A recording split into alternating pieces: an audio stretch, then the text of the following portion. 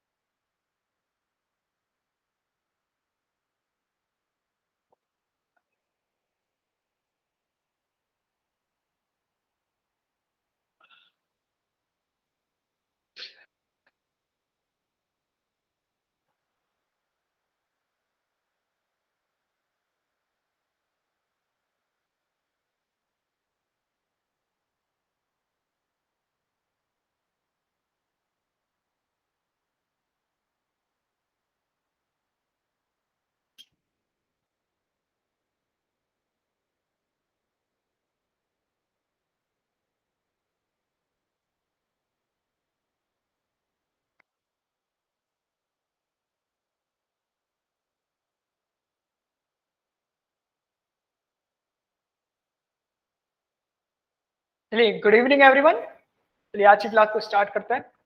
Last class में हमने जो लास्ट हमारी क्लास हुई थी लास्ट वीक में, वहाँ पर हमने जो सेकंड टॉपिक स्टार्ट किया था सॉइल मॉइस्चर रिलेशनशिप के बारे में। We already discuss about different different जो सॉइल मॉइस्चर थे, सॉइल मॉइस्चर कांस्टेंट, हमने यहाँ पे डिफरेंट स्टडी किए थे। यहाँ पर जो हमारे पास इंपॉर्टेंट पॉइंट थे वो field capacity, permanent filtering point, available water. यहाँ पर हमने ओएमसी के बारे में डिस्कस किया था। वहाँ पे हमने आरएएम के बारे में डिस्कस किया था, रेडली अवेलेबल मॉइस्चर के बारे में। यहाँ पर एक बार आपको क्विक तरीके से, जल्दी से तरीके से हम बता देते हैं ताकि आपको आइडिया लग जाए। डिफरेंट डिफरेंट हमारे पास जो हमने पॉइंट डिस्कस किए थे, क्योंकि आज हम इनका यूटिलाइज करने वाले हैं काफी ज्यादा इसके हम एक्सपेक्ट में न्यूमेरिकल वगैरह सॉल्व करने में। Field capacity, permanent filtering point, available water या अवेलेबल मॉइस्चर। नेक्स्ट हमारे पास कौन सा पॉइंट था? हमारे पास था readily available moisture, RAM, and non-readily available moisture, and the next OMC. Then we already discussed about the, we also discussed about the frequency plot irrigation जो हमारे पास था, frequency of irrigation plot we already discussed about. यहाँ पर हमने यहाँ पे देखा था फील्ड कैपेसिटी कुछ भी नहीं था, simple, it is the moisture of amount of water which is present in the soil of voids of soil. यहाँ पर हमारे पास कौन सा वाटर यहाँ पे स्टोर हुआ है? Water which is store after the gravitational water, after the water drains out due to the gravity action. Gravity action के बाद में जो हमारा वाटर ड्रेन आउट हो गया था, उसके बाद में जो वाटर स्टोर हुआ था वही हमारे पास फील्ड कैपेसिटी में टर्म में था। परमानेंट बिल्टिंग पॉइंट, ये ऐसा पॉइंट, एक ऐसा लेवल है, अगर इसके बियॉन्ड वाटर लेवल चला जाता है तो उसके बाद में जो हमारी प्लांट्स है, जो हमारी रूट जोन है, वो प्लांट्स को क्या करें, वाटर क्या करती है, एक्सट्रैक्ट नहीं कर पाती है। यहाँ से इस पॉइंट्स के बाद में हमारे पास जो वाटर अवेलेबल नहीं होता है प्लांट्स के लिए, तो this is not available water, plant permanent filtering point. Available water या available moisture, it is a water difference, यहाँ पर simply moisture difference between the किसके बीच में, field capacity and permanent filtering point के बीच में। तो ये हमारे पास AW के बारे में था।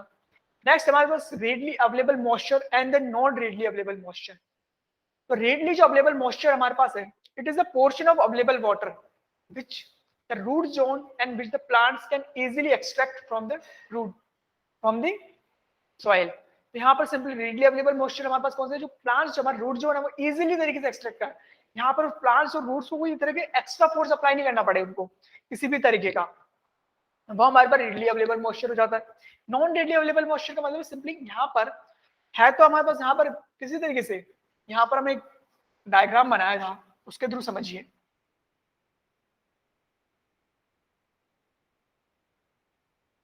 This is a very very important plot जो हमने उस समय बनाया था मॉइस्चर के टाइम और मॉइस्चर के बीच में।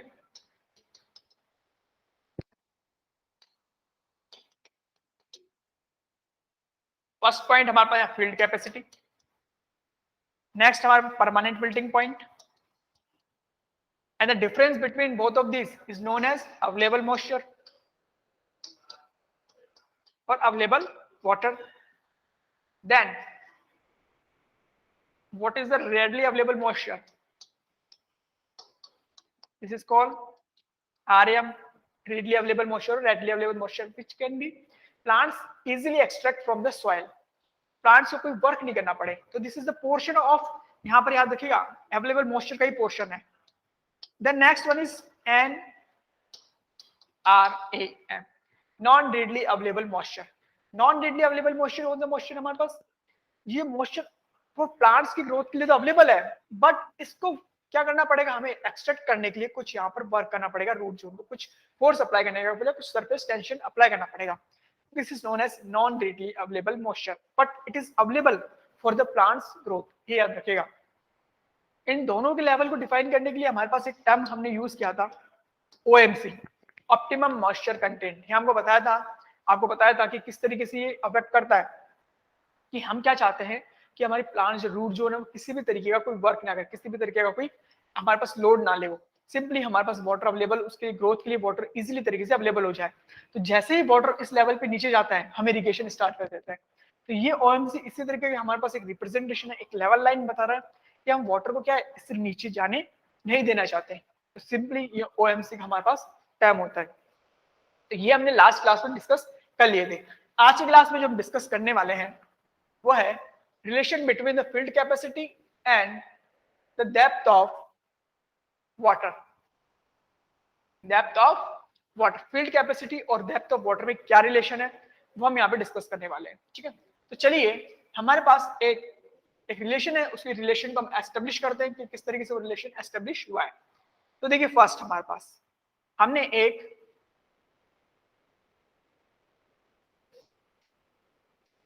एक सॉइल एक सैंपल ले लिया, sample of soil from the root zone. जो सैंपल की जो डेप्थ है हमारे पास वो है टोटल कैपिटल D, ठीक है। ये सॉइल सैंपल है from the root zone. This is soil sample from the root zone, from the root zone, simple sir. इस सॉइल सैंपल में कुछ अमाउंट ऑफ डेप्थ तक वाटर फिलअप किया हुआ है। सपोज इस डेप्थ तक हमारे पास वाटर क्या फिलअप किया हुआ है, तो ये जो डेप्थ हमारे पास है ये हमारे पास है स्मॉल dw, ओके। ये अमाउंट ऑफ डेप्थ हमारे पास फिलअप किया हुआ है यहाँ पर। अब देखिए यहाँ पर इसमें इसको एनालाइज करने के लिए हमने क्या अज्यूम कर रहे हैं यहाँ पर, जो इसकी जो लेंथ एंड विड्थ है वो unit length and unit width है हमारे पास इसके लिए सॉइल सैंपल के लिए। तो फर्स्ट चलिए कैलकुलेशन करते हैं।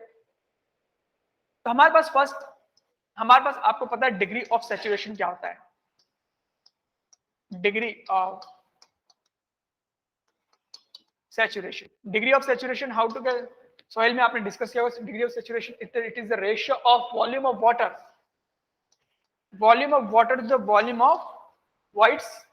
In this case we know that all the voids filled with the water, so that means the degree of saturation equal to 100% means, so then यहाँ पर हमारे पास क्या इक्वेशन आ जाएगी, volume of water equal to volume of voids. So this is our first equation, okay. Next equation आप यहाँ से कैलकुलेट कर सकते हैं, यहाँ से volume of soil,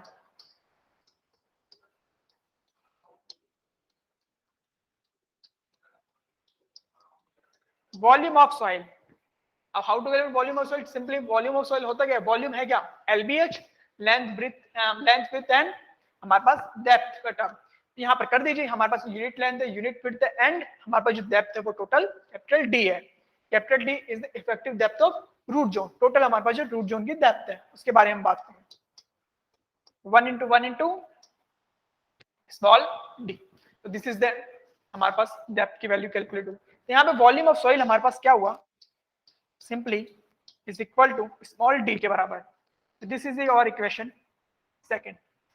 this is our second equation. Next चलिए सिंपल सिंपल टर्म्स हम पढ़ रहे हैं यहाँ पर. Volume of water. Volume of water. How to get the volume of, how to calculate the volume of water? Simple. 1 into 1 into dw. Again LBH. यहाँ पर volume कितना अमाउंट ऑफ वाटर फिलअप किया हुआ है, dw डेप्थ तक. तो volume of water is equal to dw. This is our third equation.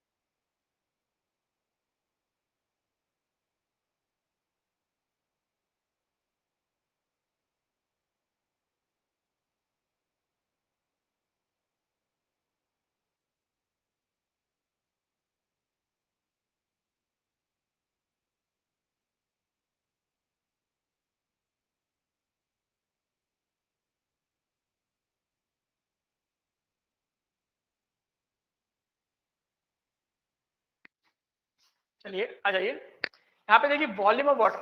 अगर आपको ये दिखाई नहीं दे रहा है तो इसको थोड़ा सा नीचे लिख देते हैं. यहाँ पर वैसे मैं बोल बोल के भी बता रहा हूँ तो आपको यहाँ पर कोई कंफ्यूजन नहीं होगा. ठीक है. यहाँ पर वॉल्यूम ऑफ वाटर के बारे में.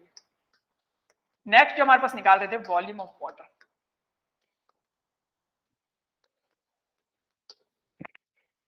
वॉल्यूम ऑफ वाटर किस तरीके से? सिंपल एलबीएच के थ्रू 1 into 1 into डीडब्ल्यू से. तो वॉल्यूम ऑफ वाटर हमारे पास क्या कैलकुलेट हो गया जाएगा? स्मॉल डी डब्ल्यू के बराबर. तो ये हमारे पास नंबर ऑफ इक्वेशन थर्ड हमारे पास कैलकुलेशन हो क्या. ये इक्वेशन थर्ड हो गई है सिंपल. नेक्स्ट यहाँ पे देखिए अब हमने तीन इक्वेशन कैलकुलेट. अब यहाँ पे फील्ड कैपेसिटी और हमें डीडब्ल्यू के बीच में रिलेशन को एस्टेब्लिश करना है. So what is the field capacity? We already discussed the field capacity. It is the ratio of weight of water which is stored in the root zone against the gravity divided by weight of dry soil. तो यहाँ पर आप लिख देते हैं यहाँ पर field capacity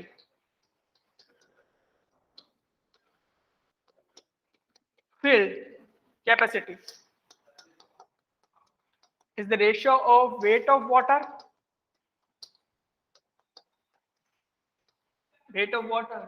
to the weight of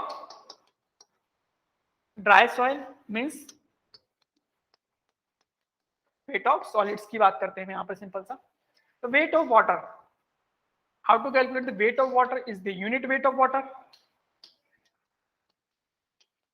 Unit weight of water multiply by volume of water. Simple.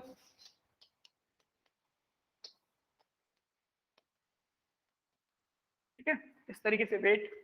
यहाँ पर हमारे पास सिंपली हम यहाँ पर मास पढ़ते हैं. मास क्या होता है? Equal to density into volume. यहाँ पर हमारे पास वेट के टर्म में वैल्यू की मैंने. तो यहाँ पे unit weight of water multiply by volume of water divided by weight of dry soil. Weight of dry soil हमारे पास weight of dry soil means weight of solids की बात कर रहे हैं हम यहाँ पर. तो वेट ऑफ सॉलिड्स तो यहाँ पर किस तरीके से लिख सकते हैं? Unit weight of dry soil multiply by volume of soil. We can return this. यहाँ पर सिंपली हमारे पास एक फील्ड कैपेसिटी में रिलेशन. यहाँ पर इसके जो हमारे पास टर्म्स होते हैं उसको हम यहाँ पे पुट कर देते हैं.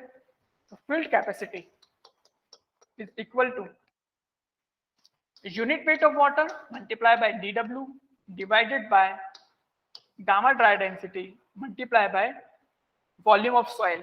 And volume of soil किस तरीके से कैलकुलेट करेंगे? हमने ऑलरेडी कैलकुलेट कर चुके हैं फर्स्ट एंड सेकंड इक्वेशन में, सेकंड और थर्ड इक्वेशन में. यहाँ पर हमारे पास स्मॉल डी. तो यहाँ पर हमारे पास एक रिलेशन बन गया किसके बीच में? dW is equal to ये हमारे पास कैलकुलेशन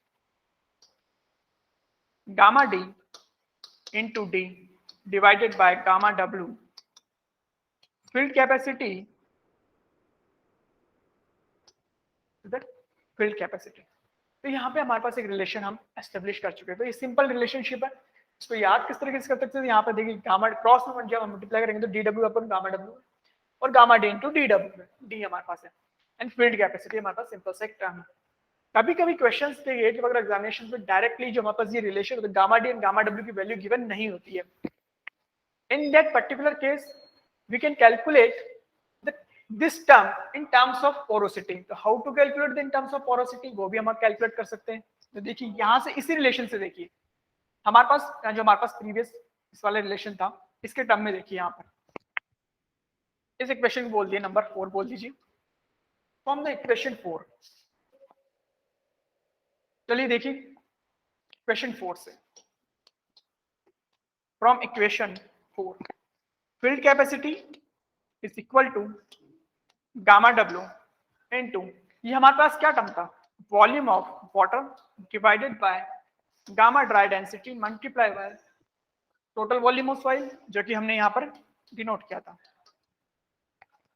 अब फ्रॉम द इक्वेशन 1 हमने यहाँ पर इक्वेशन 1 में एक इक्वेशन यहाँ पर बनाई थी फ्रॉम द इक्वेशन 1 कि volume of water is equal to volume of voids because the degree of saturation is equal to 100%। तो यहाँ पर इस वैल्यू को पुट कर दीजिए,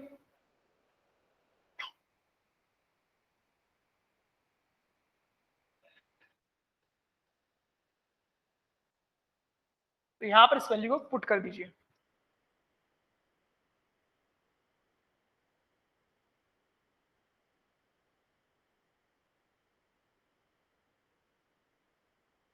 तो देखते हैं एक minute,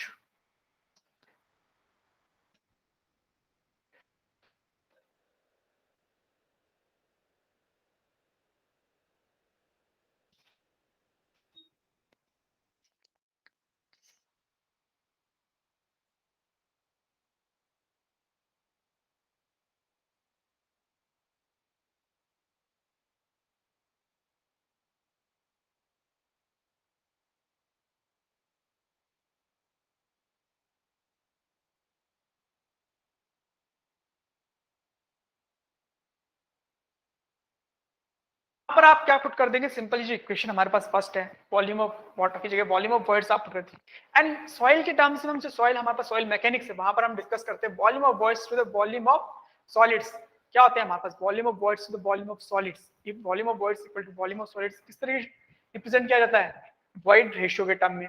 but in this equation we have volume of water volume of voids to the volume of soil, means total volume की हम बात कर रहे हैं यहाँ पर। अगर टोटल वॉल्यूम की हम बात करें that means we are talking about the porosity. तो यहाँ पर एक पोरोसिटी और हमारे पास एक सिंपल एक फील्ड कैपेसिटी में एक रिलेशन बन जाता है। एक हमारे पास इसके केस में फर्स्ट हमारे पास इसके केस में देखिए, तो यहाँ पर वॉल्यूम ऑफ वाटर को हम किस तरीके से रिप्रेजेंट कर सकते हैं, यहाँ पर क्या लिख सकते हैं, volume of voids divided by gamma D into volume of soil. यहाँ पर ये टर्म क्या क्रिएट हो गया, volume of voids to the volume of soil, it represents porosity, it represents porosity. ठीक है, तो यहाँ पर हमारे पास एक रिलेशन क्रिएट हो गया is equal to gamma D upon gamma W into porosity. Number of times हमारे पास गेट पे क्वेश्चंस हमारे पास पूछे जाते हैं, वहां पर ये क्या होता है हमारे पास गिवन नहीं किया होता है, वहां पर गामा डी और गामा डी की वैल्यू क्या हमारे पास गामा डब्ल्यू की वैल्यू गिवन नहीं की होती है, गामा ड्राई डेंसिटी, बट वहां पर पोरोसिटी गिवन की होती है। तो with the help of porosity we can calculate easily field capacity. तो यहाँ पर एक हमारे पास रिलेशनशिप क्रिएट होता है। ठीक है, चलिए नेक्स्ट हमारे पास ये हमारा सिंपल रिलेशनशिप। अब हमारे पास किस तरीके से फील्ड कैपेसिटी और जो हमारे पास number of different different soil moisture थे उनको किस तरीके से रिप्रेजेंट किया जाता है इस इक्वेशन में, अब वो देखते हैं। तो यहाँ पर देखिए सपोज तो यहाँ पे बना लेते हैं,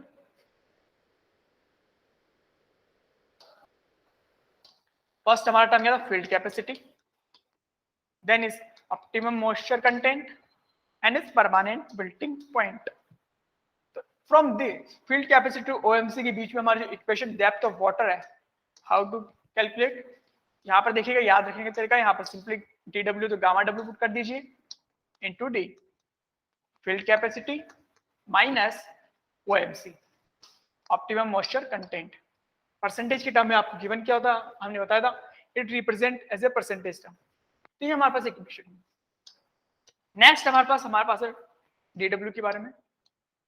इसमें term field capacity permanent melting point के बीच में किस तरीके से इक्वेशन को हम लिखेंगे, यहाँ पर field capacity minus permanent melting point.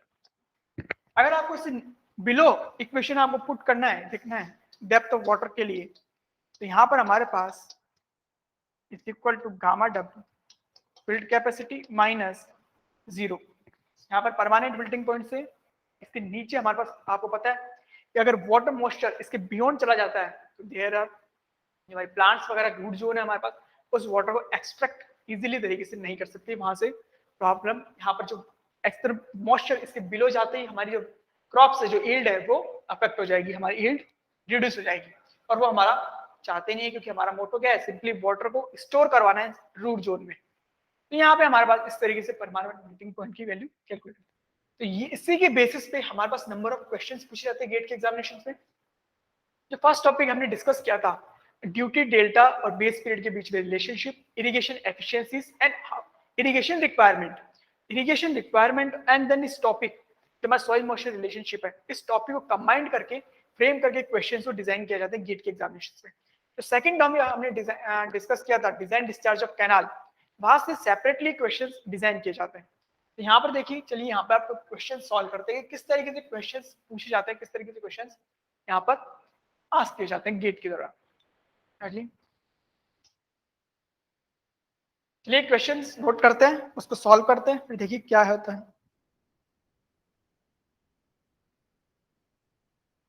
Numerical solve करते हैं, फर्स्ट न्यूमेरिकल सॉल्व करते हैं, easy solve.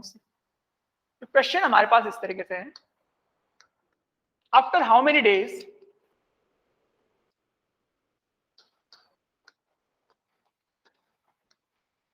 after how many days will you supply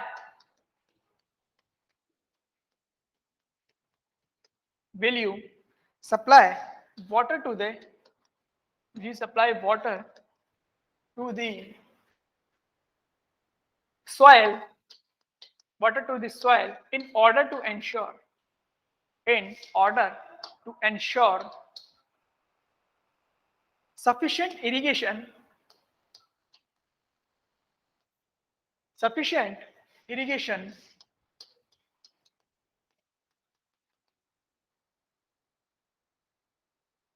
for the given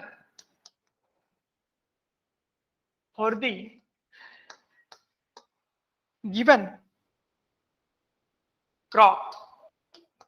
यहां पर आपको कुछ डेटा गिवन किया हुआ है, field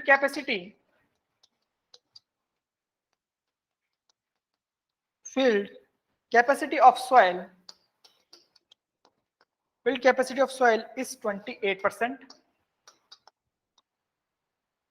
permanent wilting point of soil is 13%, dry density of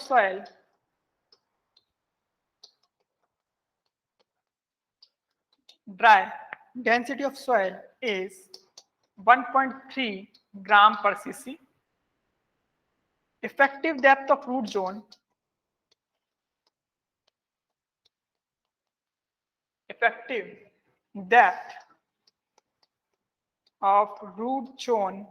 is 70 centimeter. Consumptive use of water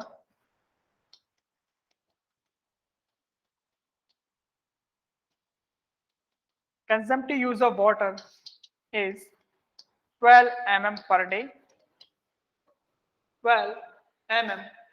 day.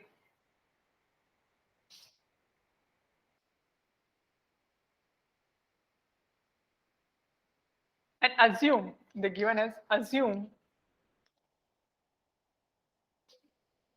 readily available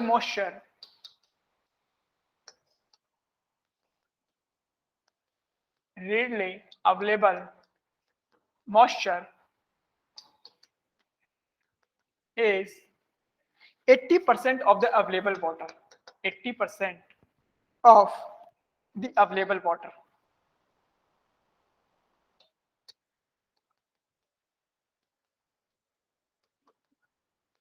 Then calculate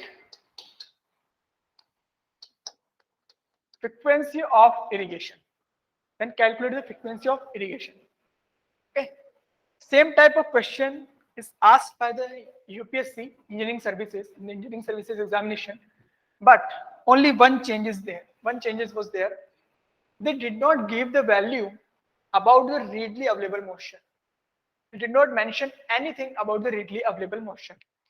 यहाँ पर हमें क्या करना पड़ेगा, अज्यूम करना पड़ेगा, वहां पर आपको अज्यूम करना पड़ेगा कि what is the value of RM. Mostly generally हम जहां पर वैल्यू गिवन नहीं की होती है, value of readily available moisture और अनदर जो टर्म्स हमारे पास उसके बारे में वहां पे आपको अज्यूम करना होता है. अगर कोई अदर डेटा गिवन नहीं किया होता है, अभी हम क्वेश्चन सॉल्व करेंगे, वहां पर आरएम की जगह नंबर ऑफ डिफरेंट टर्म्स वहां पर गिवन होते हैं. बट अगर आपको किसी अदर टर्म्स के बारे में गिवन नहीं किया हुआ डेटा, तो वहां पर हम अज्यूम कर लेते हैं. तो फर्स्ट ऑफ ऑल देखिए क्वेश्चन को समझते हैं, फिर सॉल्व करते हैं. क्वेश्चन में क्या है, after how many days will you supply the water to the soil in order to ensure the sufficient irrigation for the given crop. Some data is given for the crop. किसी crop के लिए हमारे पास कोई data, हमारे पास number of data is given. तो यहाँ पर पूछ क्या रहा है, वही फ्रीक्वेंसी ऑफ इरिगेशन की बात कर रहा है कि हमें कितने टाइम के बाद में वाटर को प्रोवाइड करवाना पड़ेगा. सिंपल सा, आपको सारा डेटा गिवन गया, all the data is given, field capacity आपको गिवन की हुई है, permanent melting point is given, dry density of soil is given in the terms of gram per cc. Okay, simple.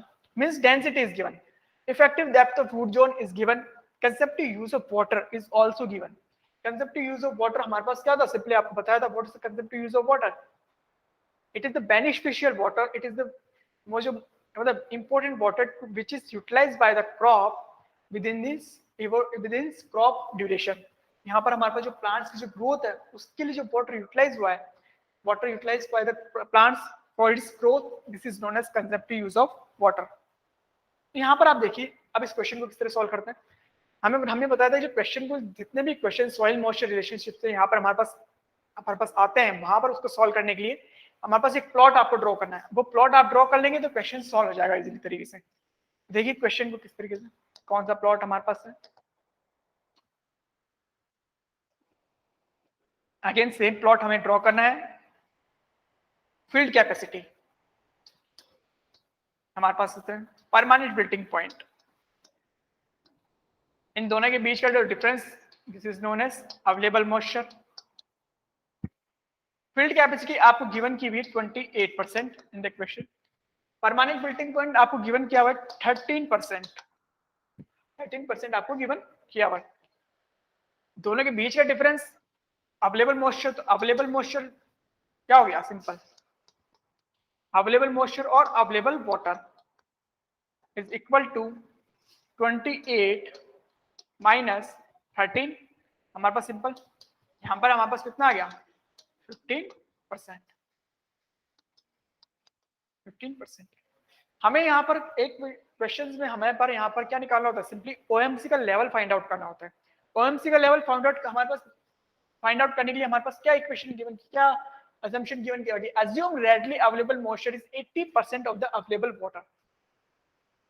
means कुछ यहाँ पर इस तरीके से गिवन किया हुआ है. यही तो हमारे पास अवेलेबल मॉइस्चर होता है. यहाँ पर हमारे पास रेडली अवेलेबल मॉइस्चर, ये हमारे पास आरएम की वैल्यू आ गई. आरएम हमारे पास क्या है, readily available moisture. The given is 80% of available water. 80%, 15% का कितना हो गया, 12%. That means this value will be 12%. अब देखिए यहाँ पर 28 में से आप माइनस कीजिए 12. इस लेवल पे आने के लिए नीचे लेवल रिड्यूस हो रहा है, यहाँ पर आने के लिए हम लेवल को रिड्यूस करेंगे तो यहाँ पर हमारे पास वैल्यू आ जाएगी 16%. Value will B 16%. यहाँ पर ओएमसी की वैल्यू हम पहुंच चुके हैं. सिंपली हम सारी वैल्यू कैलकुलेट कर चुके हैं और आपको निकालना क्या है, frequency of irrigation. Frequency of irrigation का मतलब क्या है, कितने अमाउंट, कितने टाइम के बाद में हमें वाटर प्रोवाइड करना पड़ेगा. बट हमें क्या पता होना चाहिए, फर्स्ट ऑफ ऑल कि how much water it is required to be stored in the root zone, means DW की डेप्थ हमें फाइंड आउट करनी है, डेप्थ ऑफ वाटर हमें फाइंड आउट करना पड़ेगा। चलिए डेप्थ ऑफ वाटर के लिए हमारे पास सिंपली हमने आपको बताया था फॉर्मूला, याद किस तरीके से, DW है तो हमारे पास यहाँ पर गामा W, यहाँ पर हमारे पास gamma D into D, field capacity minus optimum moisture content, ये हमारे पास वैल्यू इस तरीके से। गामा ड्राई डेंसिटी हमारे पास ऑलरेडी गिवन की हुई है इन टर्म्स ऑफ डेंसिटी। देखिए डेंसिटी यहाँ पर हमारे पास किस तरीके से, गामा डी की वैल्यू यूनिट वेट है, मतलब रो जी की वैल्यू गिवन की हुई है। रो जी हमारे पास जी वाला टर्म यहाँ से भी कैंसिल आउट हो जाएगा, तो यहाँ पर हमारे पास टर्म डेंसिटी वाला टर्म हमारे पास रिमेनिंग रहा, यहाँ पर आप पुट कर दीजिए ग्राम अपन सेंटीमीटर। आपको effective depth of root zone is given in terms of 70 centimetre. ये वैल्यू हमारी वाटर की डेंसिटी क्या होती है in terms of gram CC, in terms of gram per CC the value will be 1, simple. यहाँ पर सारी वैल्यू आपको गिवन की है। फील्ड कैपेसिटी की आपको वैल्यू गिवन की थी in terms of percentage which is 0.28% given किया हुआ था। Optimum moisture content we already calculated which is 0.16, means depth of water हमने यहाँ पर कैलकुलेट कर लिया, ठीक है। सिंपल सा यहाँ पे हमारे पास डेप्थ ऑफ वाटर की वैल्यू आ गई, means it is the amount of water which is used by the crop, it is the amount of water, it is the total amount of water which is stored in the root zone। यहाँ पर जब इसको calculate करेंगे तो यहाँ पर हमारे पास वैल्यू आ जाएगी 10.92 सेंटीमीटर, दैट मींस 109.2 mm, ये हमारे पास वैल्यू आ जाएगी, ठीक है। चलिए हमें तो क्या निकालना था, फ्रीक्वेंसी ऑफ इरिगेशन की बात करते हैं। Frequency of irrigation, how to calculate the frequency of irrigation is equal to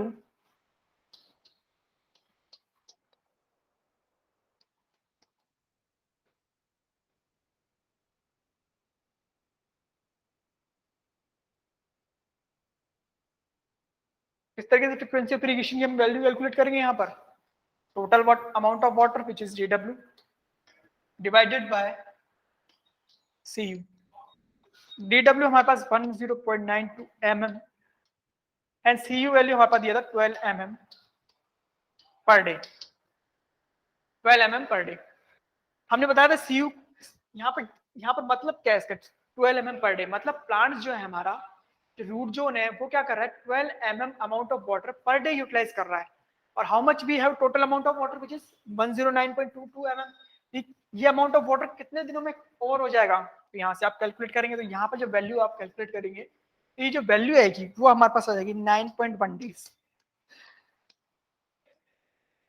9.1 days means this amount of water is totally utilized by the plants in 9.1 days।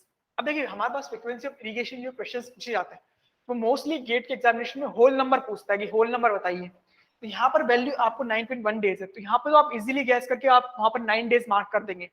But कभी कभी questions में जब आप value calculate करेंगे तो यहाँ पर value जो हमारे पास फ्रीक्वेंसी ऑफ इरिगेशन की वैल्यू अगर 9.8 डेज भी अगर आ जाती है वहां पे होल नंबर पूछता है, इसका मतलब ये नहीं कि आप इसको 10 में कन्वर्ट कर दे, 10 में कन्वर्ट कर दे, 10 में कन्वर्ट नहीं करना है। यहाँ पर हमारे पास हमेशा 9 डेज में ही वो वैल्यू रहेगी, हमेशा जो मिनिमम वैल्यू है वही हमारे पास इसको कंसिडर करेंगे। ऐसा क्यों कंसिडर करते हैं, उसके पीछे रीजन क्या है वो एक बार देख लीजिए। देखिए ये अमाउंट ऑफ वाटर जो हमारे पास फील्ड में हमने प्रोवाइड किया हुआ है जो रूट जोन में, वो टोटल खत्म हो जाएगा 9.1 डेज में, पूरा ओवर हो जाएगा 9.1 डेज में। इसका मतलब है जैसे ही ओवर होगा हमें इरिगेशन अप्लाई कर देना है, इरिगेशन मतलब आउटसाइड से वाटर हमें प्रोवाइड करवा देना है। अगर सपोज आपने इस वैल्यू को 10 डेज मान लिया, 10 डेज मतलब अपर वैल्यू आपने अज्यूम कर ली, वहां पर होना क्या था कि 9.1 डेज में तो वाटर फिनिश हो गया, मींस आपके पास 0.9 डेज आपने अपर हैंड में वैल्यू अज्यूम की हुई है। 0.9 डेज में होगा क्या, इस ड्यूरेशन में हमारे पास कोई वाटर ही अवेलेबल नहीं है फॉर प्लांट्स की ग्रोथ के लिए। तो अब प्लांट्स होगी क्या इस कंडीशन में, होगा क्या कि हमारी जो रूट जोन है वो प्लांट्स के क्या एक्सट्रैक्ट नहीं कर पाएगी वाटर इजीली तरीके से रूट बस सॉइल मॉइस्चर से। तो यहाँ पर हमारे पास क्या है, जो यील्ड है वो अफेक्ट हो जाएगी, और यील्ड अफेक्ट हो जाएगी, यील्ड रिड्यूस हो जाएगी, और वही हमारा क्या है नहीं चाहते हैं। इस तरीके से किसी भी तरीके से हम जो यील्ड है उसको अफेक्ट नहीं करना चाहते हैं, तो हम क्या कर देंगे, रिड्यूस जो हमारे पास क्या है लोअर एंड वैल्यू वो अज्यूम कर लेंगे, मींस 9 डेज। हम 9 डेज अज्यूम करने का मतलब क्या है कि हमने वैल्यू क्या है 9 डेज में वाटर प्रोवाइड करा देंगे। जैसे ही मतलब वाटर किसी लेवल तक पहुंचेगा मतलब खत्म तो नहीं हुआ, ओवर नहीं हुआ है, वो पूरा 9.1 में होता है ओवर, बट ओवर होने से पहले हम प्रोवाइड करवा दें, ये क्या है हमारे लिए एक बेनिफिशियल है कि हम जैसे खत्म नहीं हो रहा प्रोवाइड करवा दिया, ताकि वाटर जो है क्रॉप्स के द्वारा इजीली में अवेलेबल हो सके। यही हमारा मोटो है इस क्वेश्चन में। तो ये इस तरीके से फ्रीक्वेंसी ऑफ इरिगेशन कैलकुलेट किया जाता है। याद रखिएगा फ्रीक्वेंसी ऑफ इरिगेशन बहुत इंपॉर्टेंट टॉपिक है, नंबर ऑफ क्वेश्चन गेट्स में each and every year they asked from this topic। ठीक है, तो ये क्वेश्चन हमारे पास इस तरीके से था। ठीक है, तो चलिए नेक्स्ट क्वेश्चन करते हैं, इससे थोड़ा सा मॉडिफाइड क्वेश्चन और अच्छा क्वेश्चन सॉल्व करते हैं। देखिए अगर किसी ने देखना है तो यहाँ पर वापस से दिखा देते हैं।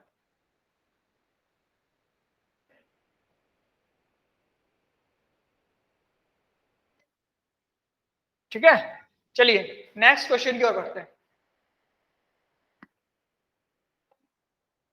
नेक्स्ट क्वेश्चन, ये क्वेश्चन 2021 में पूछा गया था, गेट के 2021 में एग्जामिनेशन में, वैल्यू डिफरेंस थी but same question same logic पे क्वेश्चन पूछा गया था। देखिए क्वेश्चन है क्या,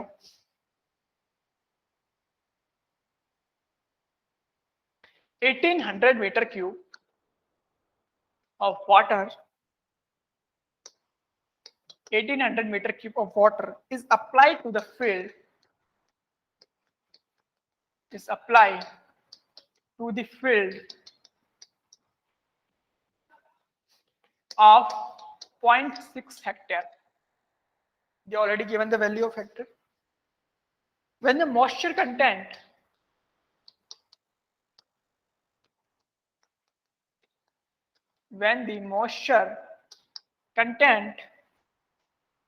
in the soil it falls to 40%, fall to 40% of available water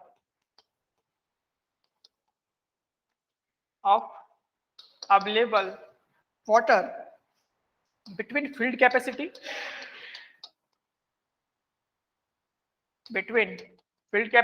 and permanent wilting point. Then find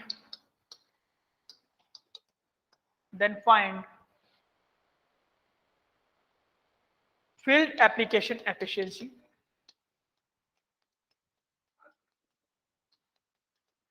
Field application efficiency.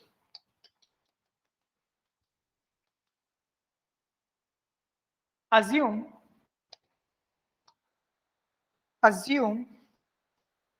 root zone depth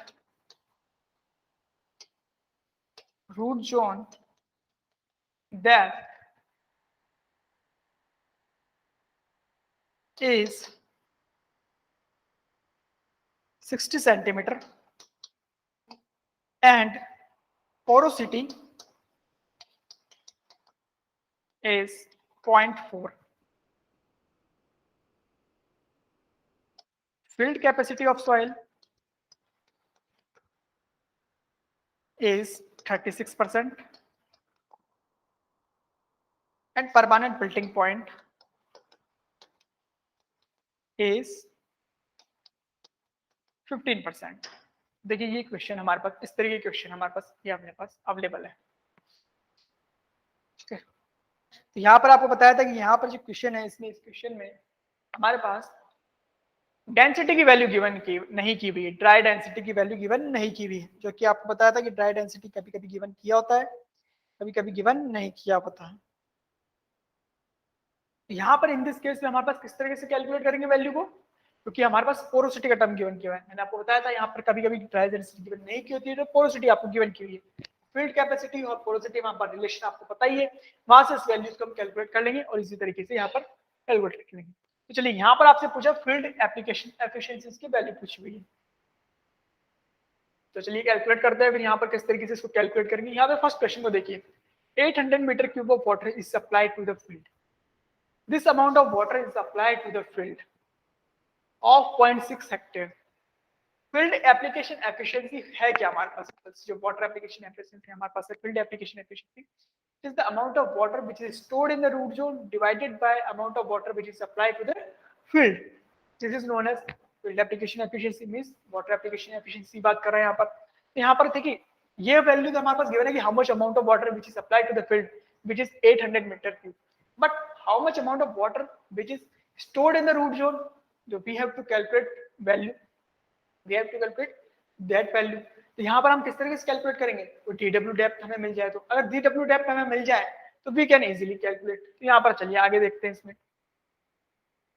और क्या गिवन किया हुआ है हमारे पास. इन द सॉइल, यहाँ पर ये टर्म बहुत इंपॉर्टेंट है, ये जो लाइन हमारे पास है, when the moisture content in the soil is fall to 40% of the available water between the filled and permanent filtering point, then calculate. तो यहाँ पर हम ये वाटर कब अप्लाई करते हैं फील्ड पर, ये how much this water is applied when the moisture content in the soil is fall to 40% between the filled capacity and the available moisture. Means ये जो हमारे पास लाइन है ये हमारे पर रिप्रेजेंट कर रही है आरएम और नॉन आरएम. यही आपको वहां पर क्या करना था, आइडेंटिफाई करना था. गेट के क्वेश्चन में भी सेम यहाँ पर सेम लैंग्वेज में क्वेश्चन पूछा गया था, वहां पर भी यही क्वेश्चन पूछा गया था डायरेक्टली. वहां पर आपको आइडेंटिफाई करना था कि ये हमारे पास आरएम की बात कर रहा है, रेडली अवेलेबल मॉइस्चर की बात कर रहा है, और नॉन रेडली अवेलेबल मॉइस्चर की बात कर रहा है. तो अगर वहां पर से हमारे पास लेवल पता चल जाएंगे तो इजीली तरीके से क्वेश्चन को सॉल्व कर सकते हैं. यहाँ पर अदर जो डेटा गिवन किया हुआ है, तो चलिए देखते हैं किस तरीके से इसको सॉल्व होगा, आगे देखते हैं. तो अगेन यहाँ पर तो वापस से हमारे पास ऐसे क्वेश्चन आते हैं तो हमारे पास क्या करना है, आपको डायग्राम ड्रॉ कर लेना है, प्लॉट, सिंपल प्लॉट.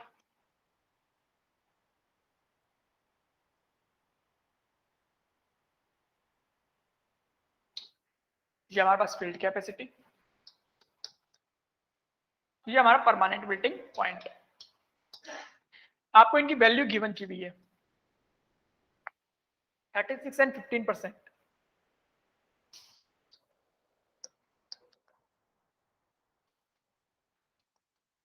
हमारे पास इसका डिफरेंस क्या हो जाएगा, available water means available moisture.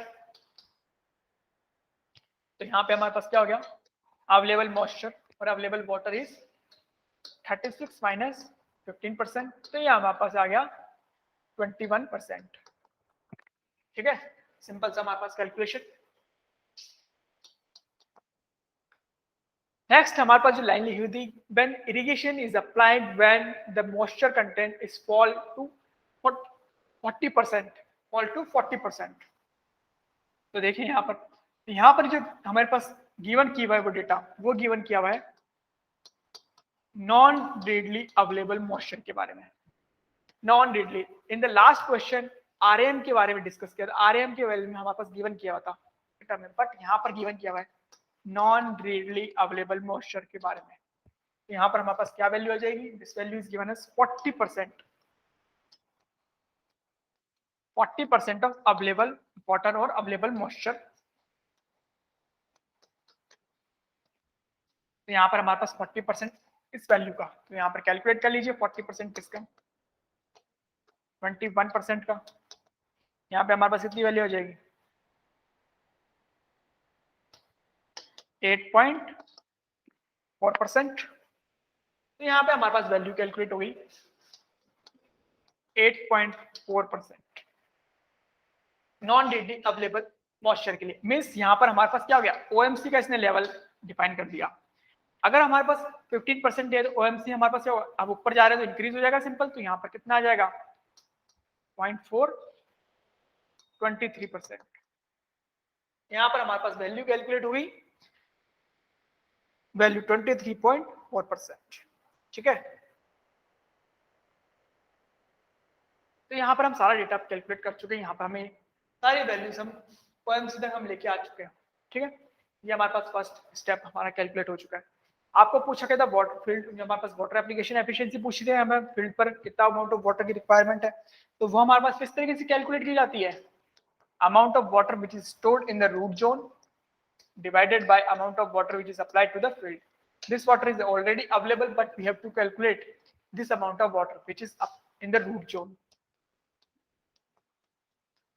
Volume of water which is stored in the root zone. How to calculate? Area of field multiply by depth of water. Depth of water means dw हमारे पास simple. Area of field हमारे पास already given किया हुआ था question में, value given की भी directly hectare में, and depth of water. Depth of water की वैल्यू हम कैलकुलेट कर लेते हैं. How to calculate depth of water is equal to dw upon gamma w हमारे पास है, gamma d into D field capacity minus optimum moisture content. ये हमारे पास वैल्यू इस तरीके से ये हम कैलकुलेट कर सकते हैं इसी तरीके से. यहाँ पर पुट कर देते हैं gamma D and gamma W. अब यहाँ पे देखिए अगेन हमारे पास ये वैल्यू गिवन नहीं की हुई थी, but we know one relation. इसके बीच में हमारे पास एक रिलेशन पता है, इसको बोल देते हैं फर्स्ट इक्वेशन. ठीक है, चलिए देखते हैं. हमको पता है एक relation field capacity is equal to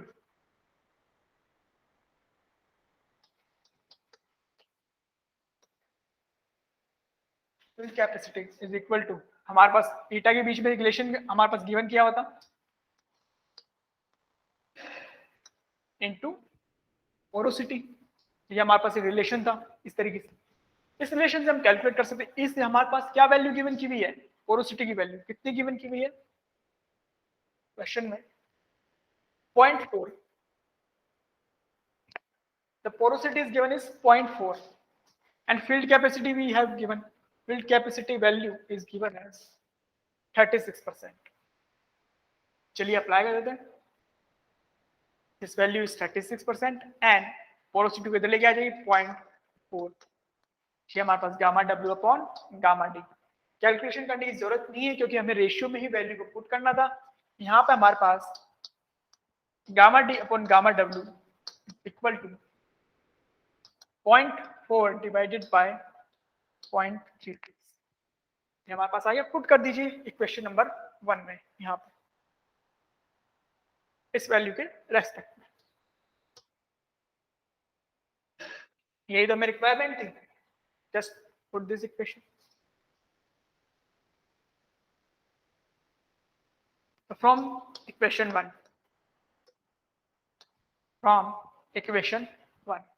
calculate कर लेते हैं. यहाँ पर हमारे पास क्या था, dw की वैल्यू हम कैलकुलेट कर रहे थे, is equal to value will be 0.4 divided by 0.36 effective depth of root zone. This value is given in the question. आपको गिवन की हुई थी 60 सेंटीमीटर. पुट कर दीजिए. फील्ड कैपेसिटी आपको गिवन है 0.36% माइनस आपका मास ओएमसी हमने कैलकुलेट किया हुआ है 23.4. 23.4. ठीक है, सिंपल. इस तरीके से हमारे पास ये कैलकुलेशन होगी. यहां से हमारे पास dw की जो वैल्यू आ जाएगी कैलकुलेट करके, ये हम वैल्यू कैलकुलेट करके लेके आएंगे तो हमारे पास वैल्यू आ जाएगी 8.39 सेंटीमीटर. 8.39 सेंटीमीटर. अब इसको आप एरिया से मल्टीप्लाई कर देंगे तो यहाँ पे हमारे पास volume of water stored in the root zone we can calculate. Put कर दीजिए.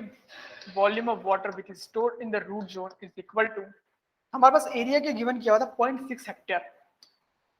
एरिया इंटू dw था. एरिया आपको गिवन गया 0.6 hectare. Hectare, just convert hectare into meter square and depth value is 8.39. 8.39 centimeter. Just convert into meter. यहाँ पे हमारे पास value आ गई इसी तरीके से किसकी, which is volume of water metre cube में. क्वेश्चन में हमारे पास क्वेश्चन में क्या पूछा गया था, फील्ड हमारे पास वाटर एप्लीकेशन एफिशिएंसी है, फील्ड एप्लीकेशन एफिशिएंसी वो पूछा गया था. Field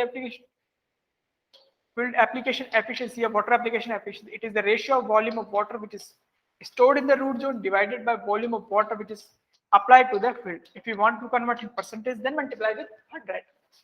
Just apply. तो यहाँ पर वैल्यू हम ऑलरेडी कैलकुलेट कर चुके हैं 4503.4 divided by volume of amount of water which is applied to the field is already given in the question, which is 800 meter cube.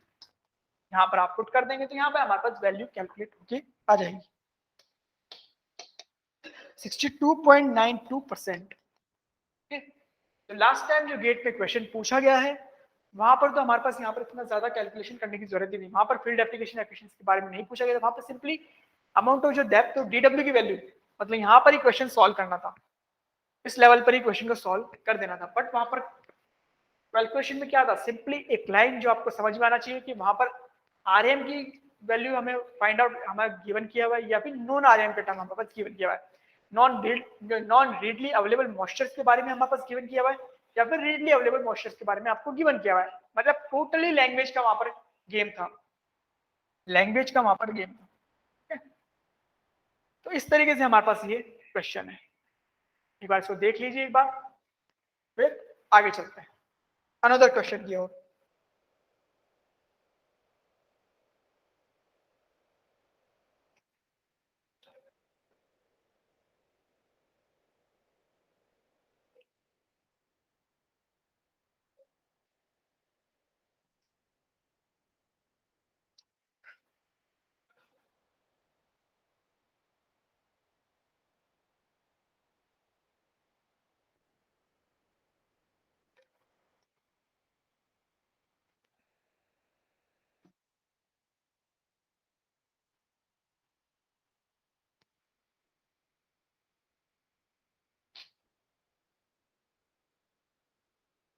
ठीक है, ये आपको प्लॉट इंपॉर्टेंट प्लॉट है. यहाँ पर इस प्लॉट को अगर बन जाता है ये प्लॉट तो क्वेश्चन ही सॉल्व हो जाएगा. फिर इसमें फिर क्वेश्चन में कुछ दम नहीं रहेगा.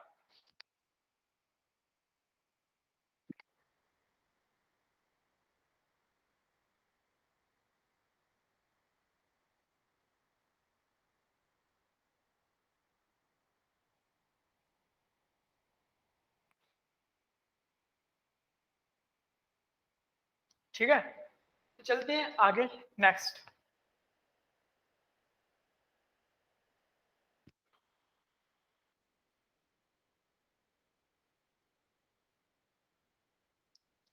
Question.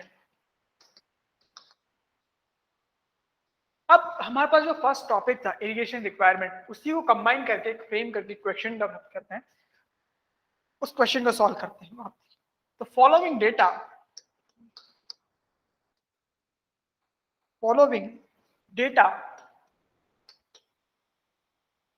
are given for a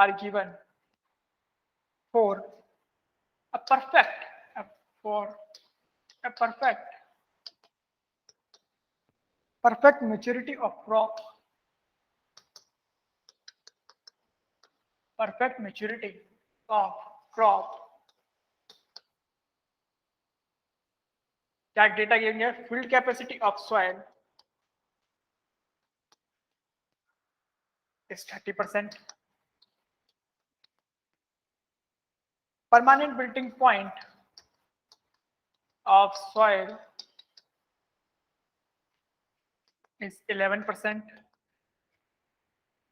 Density of soil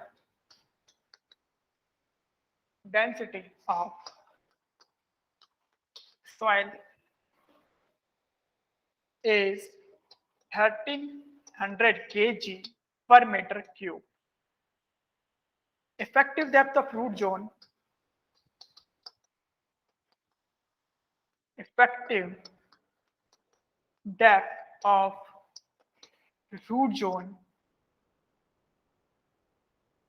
is 700 mm. If water application efficiency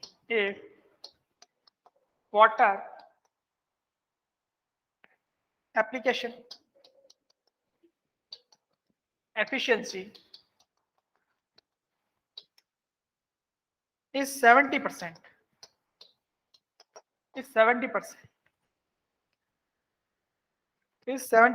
And non-readily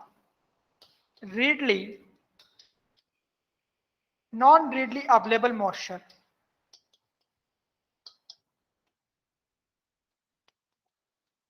Non readily available moisture is 25% of available water.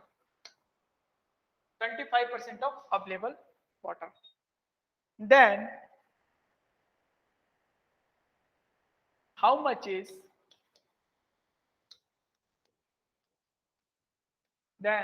how much is the FIR? How much is the FIR? FIR means field irrigation requirement की बात कर रहे हैं, field irrigation requirement. Assuming LA equal to 0. LA leaching requirement and effective rainfall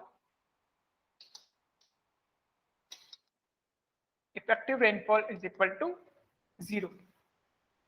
ठीक है, इस question में आपको कैलकुलेट क्या करना है, FIR. फर्स्ट क्वेश्चन को समझते हैं फिर इसको सॉल्व करते हैं.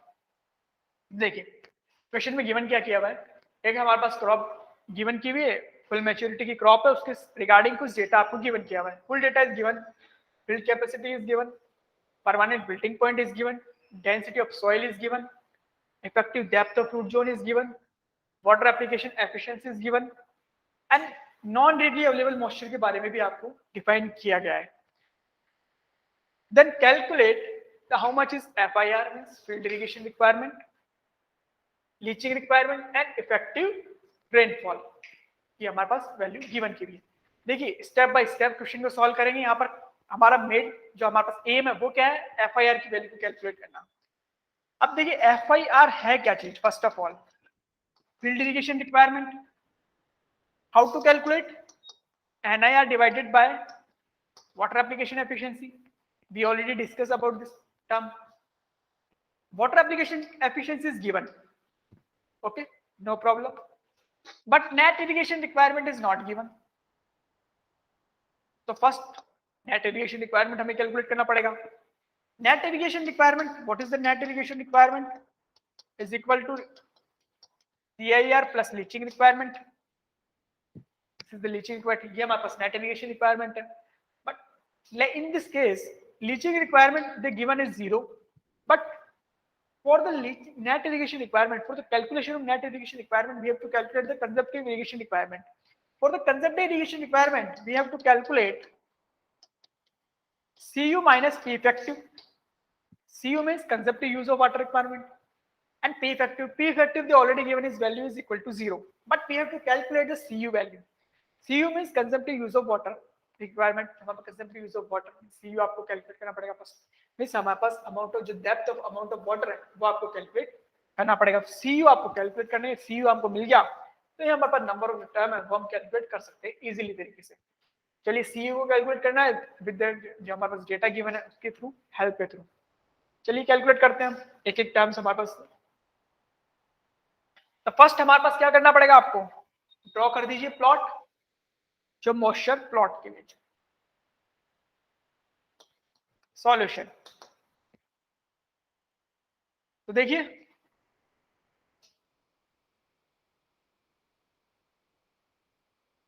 अगेन प्लॉट कर दीजिए. हमारे पास क्या है, first of all field capacity, यही हमारा topic. Then next one is permanent wilting point. Field capacity, permanent wilting point. Field capacity in the question is given 30 and permanent wilting point is 11. 30%, 11%. The difference between both of these is known as available water. That means available water. What is the available water here? Is equal to available water or available moisture. 30 minus 11, ठीक है, 19%. The value will be 19%. OMC को define करने के लिए इन्होंने non readily available moisture के बारे में हमको बता रखा है. नॉन रेडली अवेलेबल मॉइस्चर इन्होंने बोला है is 25% of the available water. Means non readily available moisture is 25% of available water. Means 25% of available water means 19. इस वैल्यू का जो आप कैलकुलेट करेंगे तो हमारे पास क्या वैल्यू आएगी, कैलकुलेट करके बताइए जरा। कैलकुलेट करेंगे जब हमारे पास इस वैल्यू को, यह आ जाएगा हमारा 4.75%। दैट मीन्स हमारे पास क्या वैल्यू आ चुकी है,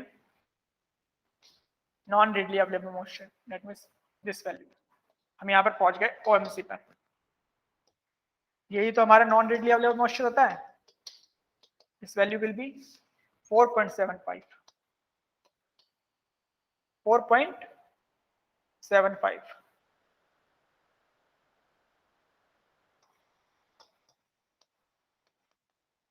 ओएमसी तक पहुंचने के लिए हमें क्या करना है, जस्ट एड अप कर दीजिए, कितनी वैल्यू आ जाएगी हमारे पास यहाँ पर 15.75, 15.75%। तो हम पहुंच चुके हैं ओएमसी तक। तो यहाँ तक हमारा फिनिश हो चुका है। यहाँ पे हमारे पास काम हाफ वर्क हमारा फिनिश हो चुका है, हाफ हमारा क्वेश्चन सॉल्व हो चुका है।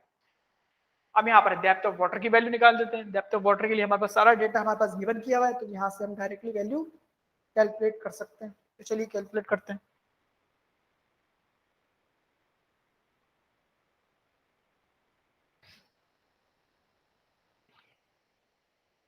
चलिए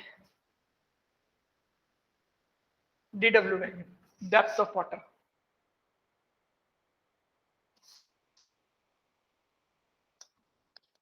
क्या फॉर्मूला है, सिंपल, DW है तो गामा W, गामा D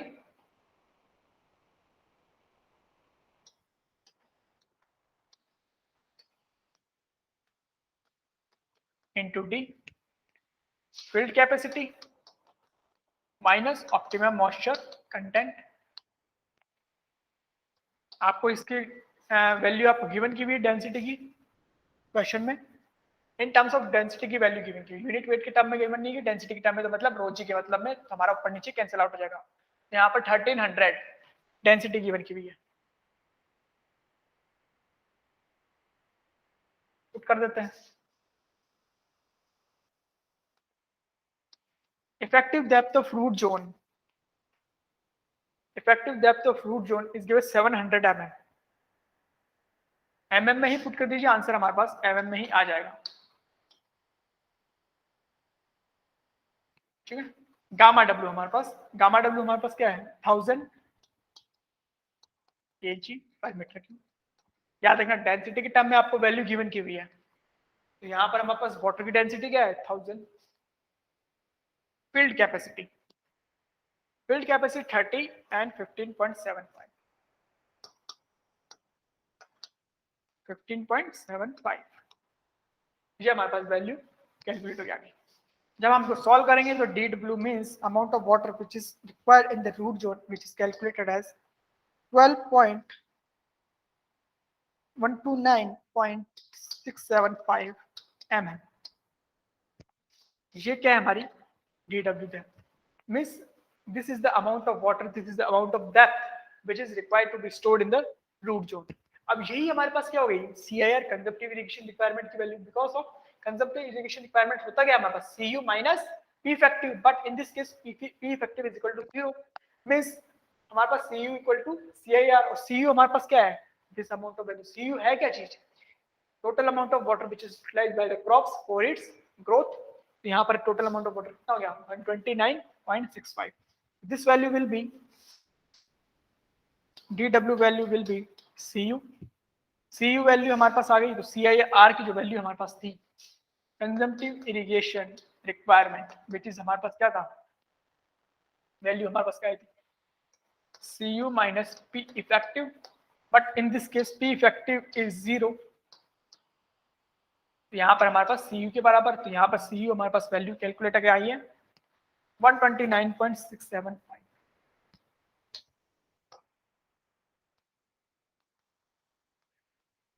यहाँ पर बस mm में है ये वैल्यू। ये था कंजम्पटिव इरिगेशन रिक्वायरमेंट। अब ये देखिए कि हमारे पास ये जो अमाउंट ऑफ वाटर है एक्चुअली में कितने टाइम के बाद में क्या मतलब डिप्लीट हो जाता है, कितने टाइम के बाद में ये पूरा ओवर हो जाता है, क्योंकि हमारे पास एक रेट गिवन की हुई है क्वेश्चन में, कंजम्पटिव इरिगेशन रिक्वायरमेंट की एक रेट गिवन की हुई है कि किस रेट से ये अमाउंट ऑफ वाटर जो है यूटिलाइज होता है। यहाँ पे हमारे पास क्वेश्चन में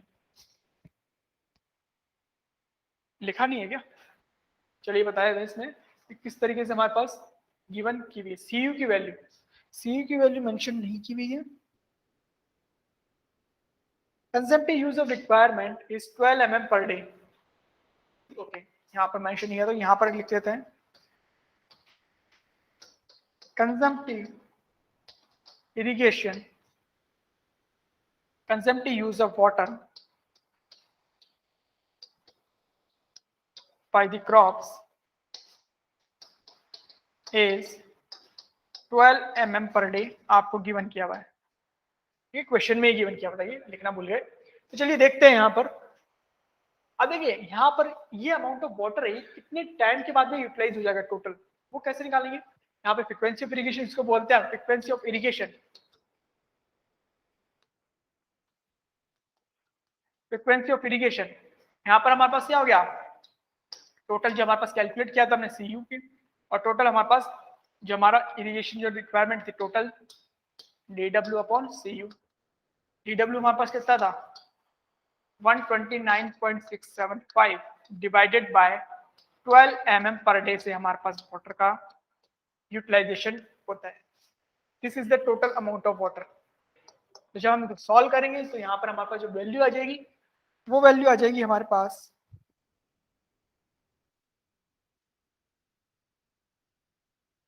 इसको सॉल्व करेंगे तो सॉल्व करते हैं इसको, the value will B 10.8 days, 10.8 days. ठीक है, मैंने आपको अभी बताया कि जब भी हमारे पास वैल्यू किसी भी तरीके से पॉइंट्स से आती है तो हमें होल नंबर अज्यूम करना पड़ता है।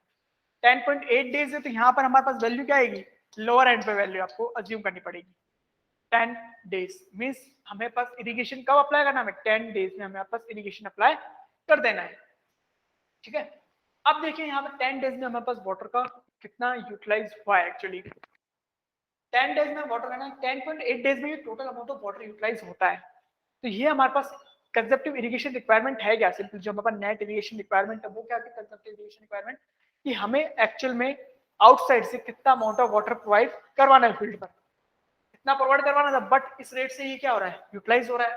कितने दिनों में खत्म हो जाएगा 10.8 डेज में, बट लोअर एंड हमें अज्यूम करना होता है तो 10 डेज में। मीन्स जहां पर कुछ अमाउंट ऑफ वाटर रिमेन रह जाएगा, 0.8 डेज का जो वाटर है वो क्या हो जाता है, रिमेन रह जाता है, रिमेनिंग रह जाता है। इसको हम प्लॉटिंग के थ्रू समझते हैं।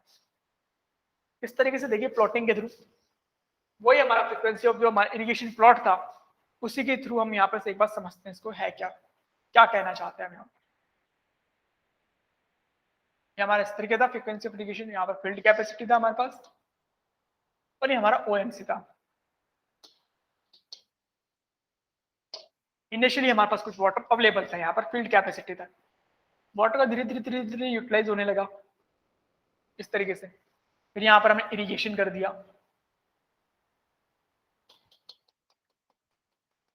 बट ये टोटल अमाउंट ऑफ डेप्थ कितना हमने कैलकुलेट किया है, ये total moisture 129.675, this is the total. और ये टोटल कितने दिनों में फिनिश हो रहा है ये अमाउंट ऑफ वाटर, 10.8 डेज में। बट हमें इरिगेशन करना है 10 डेज में ही, मीन्स यहाँ पर हमारा 10.8 डेज है तो सपोज 10 डेज यहीं कहीं लाई करेगा, मीन्स ये amount of water, means this amount of water is utilised by the crops in 10 days.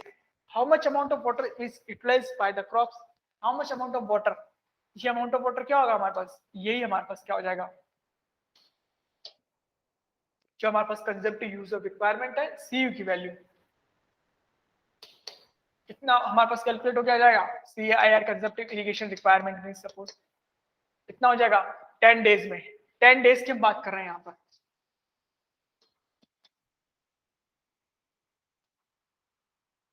किस रेट से यूटिलाइज करता है 12 से, यहाँ पर इसको लिख देते हैं amount of water utilized by the crops in 10 days. कितना आ जाएगा सिंपल 10 days मल्टीप्लाई कर दीजिए 12 mm पर डे से, that means 120 mm 120 mm 120 mm of water क्या हो गया यूटिलाइज हो गया. तो दिस इज द डेप्थ कितनी है ये 120 mm. ठीक है, तो अब यहाँ पे हमें 120 mm के रिगार्डिंग कैलकुलेशन करनी है. इनिशियली हमारे पास ये वैल्यू थी 129, बट जब हमने कैलकुलेशन किया कि how much amount of water which is utilised by this crop, ये 10.8 डेज में था. टोटल हमारे पास 10 डेज के बारे में हमारे पास कैलकुलेशन हुई कि हमने लोअर हैंड अज्यूम करेंगे. लोअर हैंड जैसे अज्यूम किया यहाँ पर हमने देखा कि 10 डेज में कितना अमाउंट ऑफ वाटर यूटिलाइज हो जाता है 120 mm पर. 120 mm के इरिगेशन के थ्रू हमें कितना अमाउंट ऑफ वाटर प्रोवाइड करना पड़ेगा 120 mm. यही हमारे क्या है concept irrigation requirement. Net irrigation requirement हमारे पास थी क्या,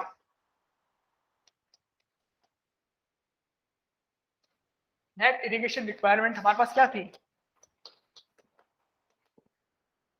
CIR plus leaching requirement, but in this case leaching requirement is also 0, means NIR is equal to CIR is equal to 120 centimeter. आपको FIR की वैल्यू कैलकुलेट करनी थी, is equal to FIR क्या था net irrigation requirement is equal to water application efficiency, means 120 centimeter divided by water application efficiency आपको given की भी थी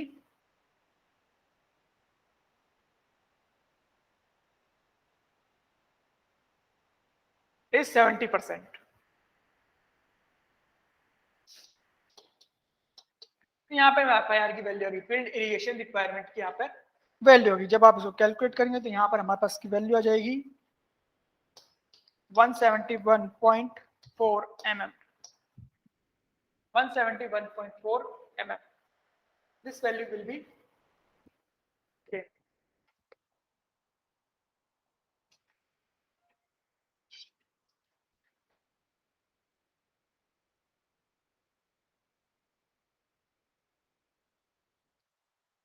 तो ये हमारे पास इस तरीके से हम फील्ड इरिगेशन रिक्वायरमेंट की वैल्यू को कैलकुलेट कर सकते हैं FIR की वैल्यू को.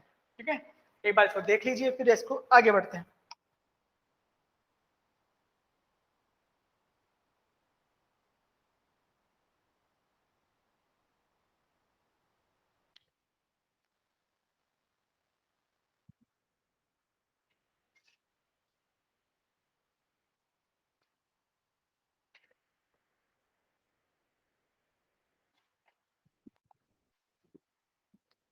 और ऐसा ही क्वेश्चन हमारे पास गेट के एग्जामिनेशन में पूछे जाते हैं.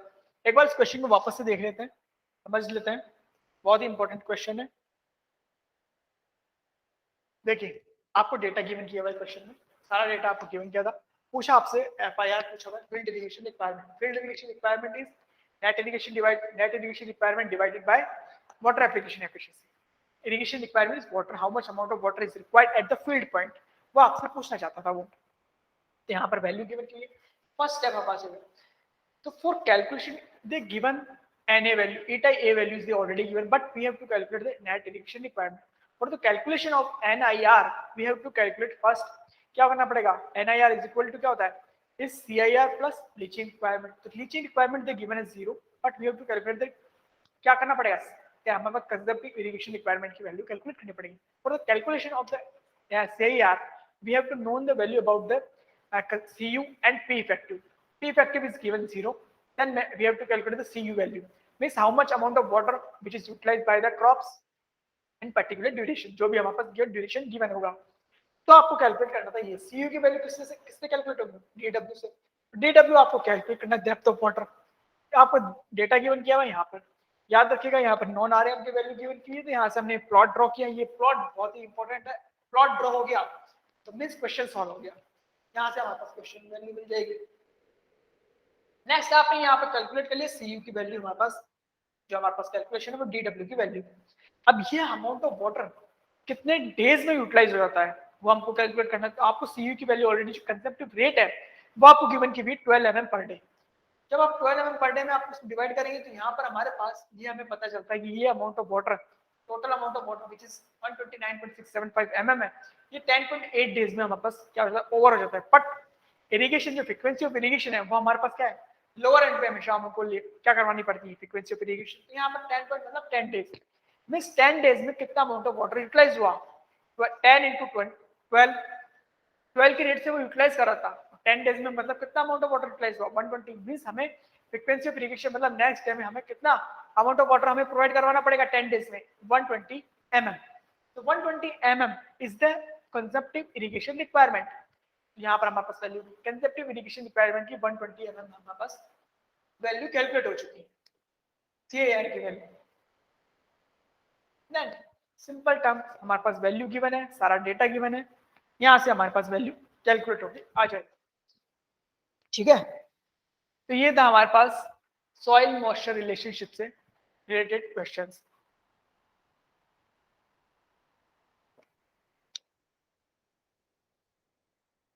सॉइल मॉइस्चर रिलेशनशिप से रिलेटेड क्वेश्चन, ये टॉपिक होता है finish,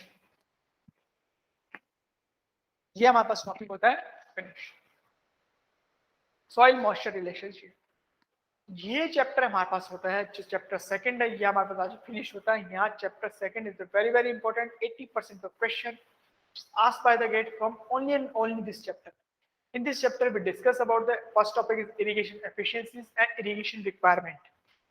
Then and we also discuss about the one relationship between the base period, duty and the delta. Second topic is the design discharge requirement or design discharge for the canal. We discuss about this. Next topic is soil relationship depth, soil relationship है हमारे पास और किस तरीके से irrigation में हमारे पास relationship है वो यहाँ पर हमने डिस्कस किया। This is a very very important. Next जो हमारे पास टॉपिक है वो है, जो नेक्स्ट चैप्टर हमारे पास है वो है canal designing, designing of the canal.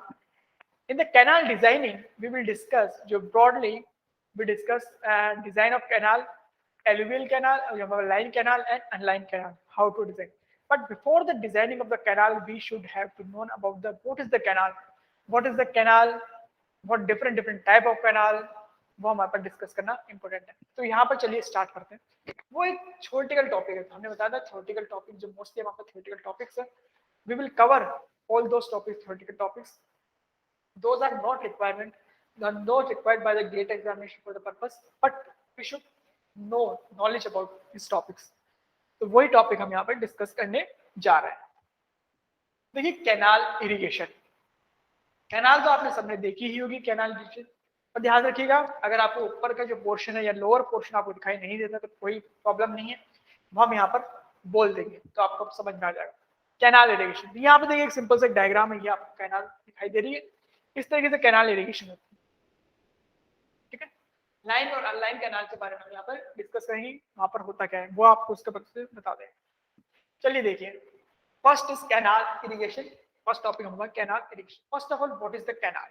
तो canal is the artificial channel, simple, it is the artificial channel which carry the water from the source to the desire point, और व्हिच जो water हम carry कर रहे हैं, water is utilized by the different purposes like irrigation, like navigation, like project हमारे power plants में power generation के लिए use करते हैं।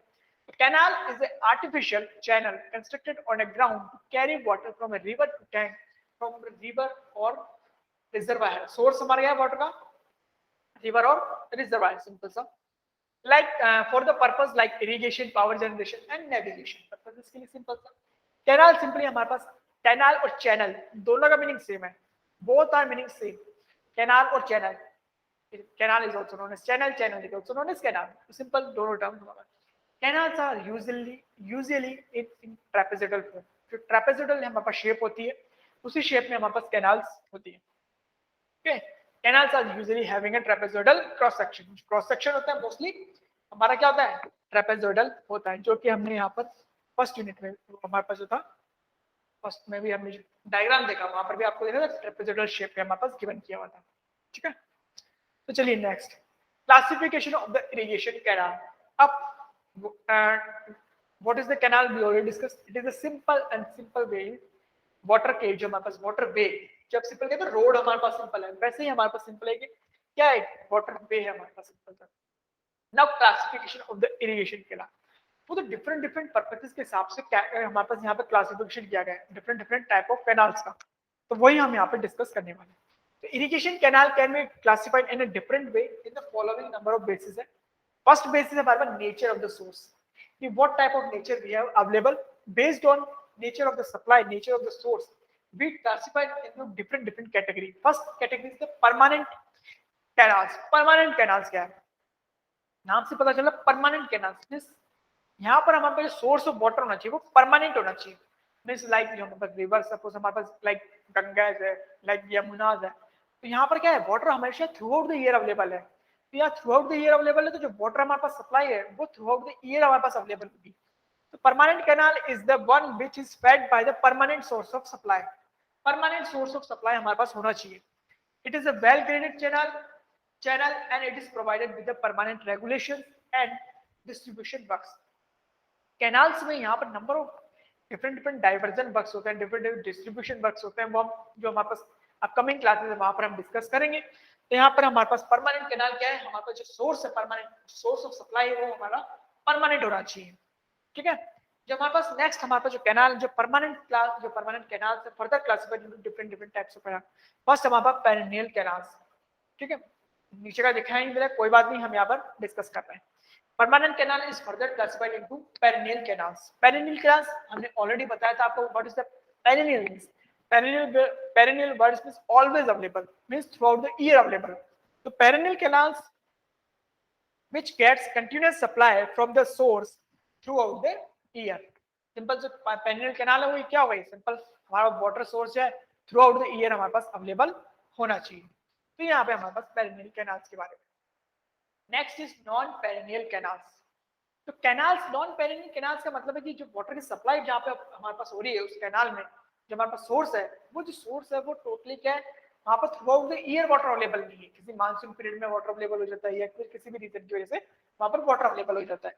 Canals which get the supply only a part of the year, किसी पार्ट की ड्यूरेशन में, सिर्फ मानसून के सीजन में ही हमारे पास वाटर अवेलेबल है उस कैनाल में। तो this such type of canals are known as non perennial canals.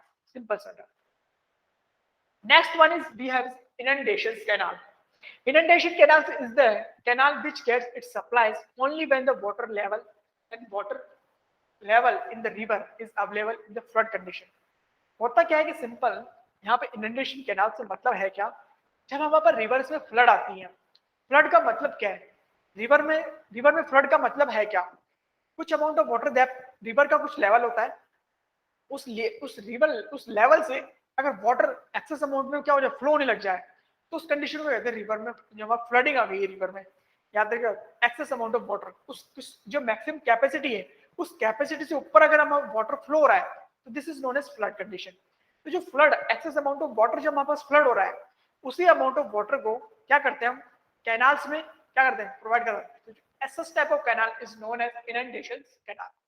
The inundation canal is a canal which gets its supplies only when the water level in the river from which is takes off rises during the floods. ठीक है, only flood की condition में हम क्या करते हैं, water available करवाते हैं। These canals are not provided with any headworks for diversion of river water to the canal, but obtain their supply through open cuts in the bank of the river. Simple से आपने mostly ये गाँवों वगैरह में देखा होगा कि वहाँ पर अगर वहाँ पर जो पॉन्ड्स वगैरह बने होते हैं, जो हमारे पास लेक वगैरह बनी होती है, वहाँ से उसको अगर फुल हो जाती है तो वहाँ से कुछ बैंक कट कर देते हैं, कुछ यहाँ पर कट कर देते हैं, वहाँ पर कट कर देते हैं, तो जो वाटर एक्सेस वाटर है वहाँ से फ्लो होके निकल जाता है। ठीक है, तो यहाँ पर सिंपल सा नाउ ये तो हमारे पास सिंपल सा based on the supply of the reserve source के बेसिस पे। Now next one is based on function of canal. Now based on function of canal के बेसिस पे हमारे पास फर्स्ट जो फंक्शन है वो फीडर कैनाल्स। Feeder canals.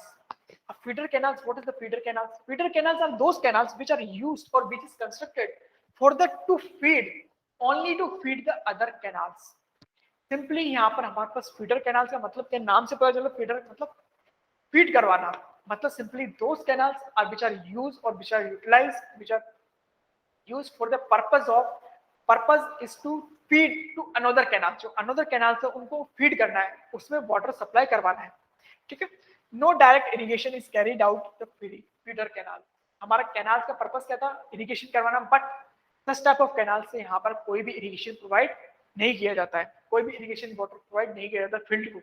ये water जो हमारे पास इस टाइप ऑफ कैनाल से अवेलेबल है, वो हम ओनली जो अदर्स कैनाल है हमारे पास, जो ब्रांच कैनाल डिस्ट्रीब्यूटर, वहां पर उसको प्रोवाइड किया जाता है वाटर।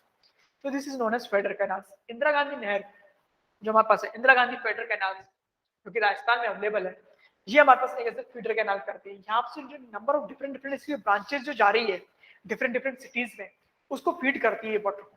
डायरेक्टली इसका कोई डायरेक्टली हम वाटर को यूटिलाइज नहीं करते हैं, डायरेक्टली उसकी ब्रांचेस को हम क्या करते हैं, वाटर प्रोवाइड करवाते हैं, और ब्रांचेस का जो वाटर है वो इरिगेशन पर्पसेस, डोमेस्टिक पर्पसेस में यूज किया जाता है। तो यहाँ पर हमारे पास फीडर कैनाल्स के बारे में। नेक्स्ट हमारे पास है carrier canal. Carrier canals are which are canals, those canals which is used for the direct irrigation and for the feeding to the another canals। यहाँ पर जो हमारे पास इरिगेशन भी कैरियर कैनाल्स का यूज किया है, ये हम यहाँ से इरिगेशन भी कर सकते हैं, और जो हमारे पास जो डिफरेंट हमारे पास फीड करना का यूज है, हमारे पास फीड करना है अनदर कैनाल्स को, वो भी हम कर सकते हैं, मतलब दूसरी कैनाल्स को वाटर भी प्रोवाइड कर सकते हैं। कैरियर कैनाल्स में हमारे पास क्या है यूटिलाइजेशन, दोनों ही तरीके से हम इसको यूटिलाइज कर सकते हैं। हमारे पास जो अपर चेनाब कैनाल है, जो करंटली पाकिस्तान में सिचुएटेड है, तो ये कैरियर टाइप की कैनाल्स होती है, ये कैरियर टाइप की कैनाल है। अगर इसका एग्जांपल लें कैरियर कैनाल का, तो एक अपर चेनाब कैनाल है, जो कि पाकिस्तान में जनरली, पाकिस्तान में आपको पंजाब वाला एरिया, वहां पर जो कैनाल है वो एज ए फीडर कैनाल भी वर्क करती है, और एज ए इरिगेशन पर्पसेस के लिए भी इसका यूज किया जाता है, ठीक है। तो this is known as canal, वापस carrier canals. Next we have is based on discharge and relatively importance in a given network of the canals. Based on discharge के बेसिस पे, कि नाउ कैनाल को किस तरीके से डिस्चार्ज के basis पे भी डिफाइन किया हुआ है। First canal we have is main canal. आपको main canal, it is the principal canal of the network of the irrigation channel. जो हमारे पास आपको बताया था कि जो हमारे पास इरिगेशन नेटवर्क, जो इरिगेशन कैनाल्स होती है, बहुत ही लेंथ होती है, लेंथ काफी किलोमीटर्स में होती है, और डिफरेंट की ब्रांचेस होती जाती है। जैसे मेन कैनाल हमारे पास स्पष्ट हो गया, इससे एक टूट गई तो ब्रांच होगी, अगेन उससे टूट गई, ब्रांच से टूट गई तो डिस्ट्रीब्यूटरी हो जाती है, डिस्ट्रीब्यूटरी से अगर कोई अनदर कैनाल टूट गई तो उसको हम माइनर बोलते हैं, माइनर से टूट गई तो हमारे पास वाटर कोर्स हो जाता है। तो डिफरेंट हमारे पास ये टाइप्स होते हैं। तो फर्स्ट हमारे पास मेन कैनाल, जो कि रिवर से हम ऑफटेक करते हैं, रिवर हमारी फ्लो कर रही है, हमने डाइवर्जन स्ट्रक्चर क्रिएट कर दिया, वाटर के लेवल को राइज कर दिया, वाटर लेवल को राइज करने के बाद में हमें वहां से वाटर को विड्रॉ करना है, तो वाटर को विड्रॉ करने के लिए हमने कैनाल को कंस्ट्रक्ट किया। तो फर्स्ट कैनाल जो हमने वहां पर ड्रॉ की, this is known as main canal. तो ये हमारे पास है। तो it takes off at the head work directly from a reservoir or river or from the tail end of the feeder canal. It is a large capacity canal which is supplied to the branch canal and major distributary. Direct irrigation is not usually carried out from it since a very high discharge is conveyed through the main canal. यहाँ पर discharge की value बहुत ज्यादा high होती है, because of this condition, because of this हमारे पास situation की वजह से हम डायरेक्टली इरिगेशन यहाँ से प्रोवाइड नहीं करते हैं। ये सिंपली एक तरह से फीडर कैनाल की तरफ वर्क कर रही है। यहाँ पर सिंपली वाटर प्रोवाइड किया जाता है ब्रांच कैनाल्स को, में हमारे पास डिस्ट्रीब्यूटरी वगैरह से, तो वहां से ये इस तरीके से। तो मेन कैनाल हमारे पास यहाँ पर। Next one is branch canal. तो branch canal are the irrigation canal which takes off from the main canal on the either side. जो हमारी ब्रांच कैनाल है उसके दोनों तरफ से हम क्या करते हैं, अनदर ब्रांच हमारे पास क्रिएट कर ली, तो this is known as branch canal. From the large branch canal direct irrigation not generally done. अगर हमारी जो ब्रांच कैनाल है, अगर वहां से भी डिस्चार्ज की वैल्यू अगर हाई प्रोवाइड हो रही है, तो वहां से भी हम इरिगेशन प्रोवाइड नहीं करते, इरिगेशन को वाटर प्रोवाइड नहीं करते, इरिगेशन नहीं करते वहां से। But from the smaller branch canal direct outlets may be provided to cover the large area by the irrigation. The branch canal generally carry a discharge over 5 cubic, 5 cubic से over होता है यहाँ पर discharge की value. Next one we have is major distributary. Branch आ गया, now हमारे पास major distributary आ गया। अब मेजर डिस्ट्रीब्यूटरी क्या हो गया, सिंपली एक ब्रांच का एक अनदर पार्ट हो गया, ब्रांच का एक सब डिवीजन हो गया। यहाँ पे सब डिवीजन करते जा रहे हैं हम सब। मेन कैनाल है, मेन का सब डिवीजन कर दिया हमने, ब्रांच में ब्रांच का सब डिवीजन कर दिया हमने मेजर डिस्ट्रीब्यूटरी में। तो major distributary are the irrigation canal which take off from the branch canal and sometimes from the main canal. The major distributors are generally used for the direct irrigation, hence they supply the water through the outlets of the water course. यहाँ पर जो distributors है उसका हम क्या करते हैं, irrigation के लिए वाटर यूटिलाइज करते हैं. तो यहाँ पे हमारे पास सिंपल एक मेजर डिस्ट्रीब्यूटर है. ये हमारे पास एक डायग्राम आपको दिखा दें. यहाँ पर हमारे पास क्या है,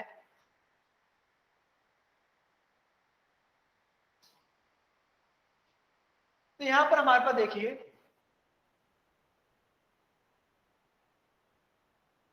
इस डायग्राम को देखिए, हमने बताया था ये रिवर हमारे पास एक फ्लो हो रही है, ये रिवर हमारे पास है.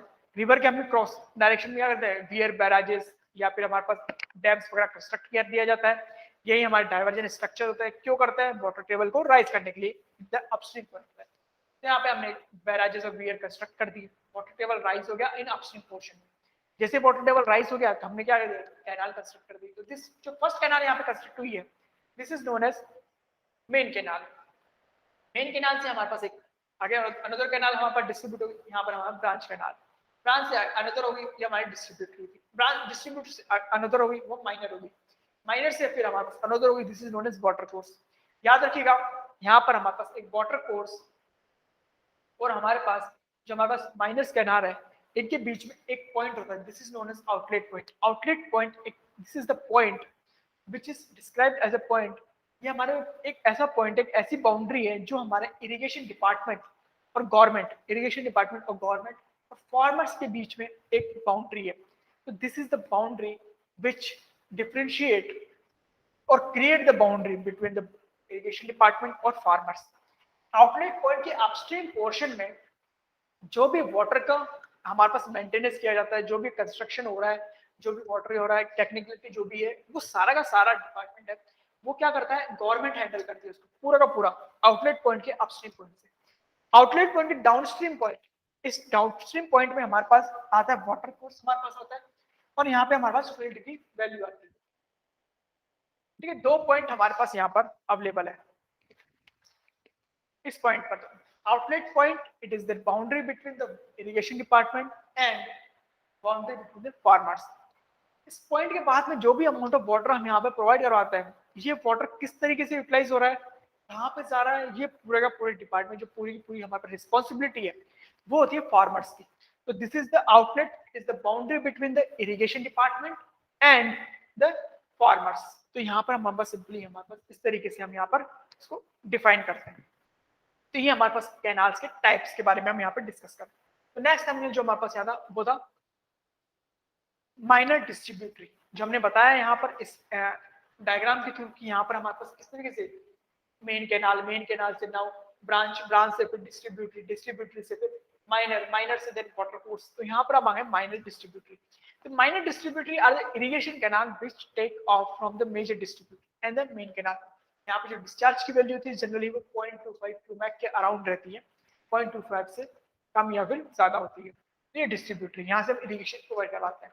Next we have this water course and field channels. यहाँ पर आपको बताया था ये कहाँ से अब स्टार्ट हो गया है, आउटलेट पॉइंट के डाउन स्ट्रीम पॉइंट से, आउटलेट पॉइंट के डाउन स्ट्रीम पॉइंट से. Water course are the small channels which carry water from the outlet of a major or minor distributary or a branch canal to the fields to be irrigated. याद रखिएगा outlet point के बाद में पूरी की पूरी जो रिस्पॉन्सिबिलिटी होती है फार्मर्स की होती है, वाटर को किस तरीके से यूटिलाइज करना है, किस तरीके से उसको मेंटेन करना है, किस तरीके से उसको वाटर प्रोवाइड कराना है फील्ड पर, वो पूरी की पूरी तरीके से फार्मर्स की रिस्पॉन्सिबिलिटी होती है.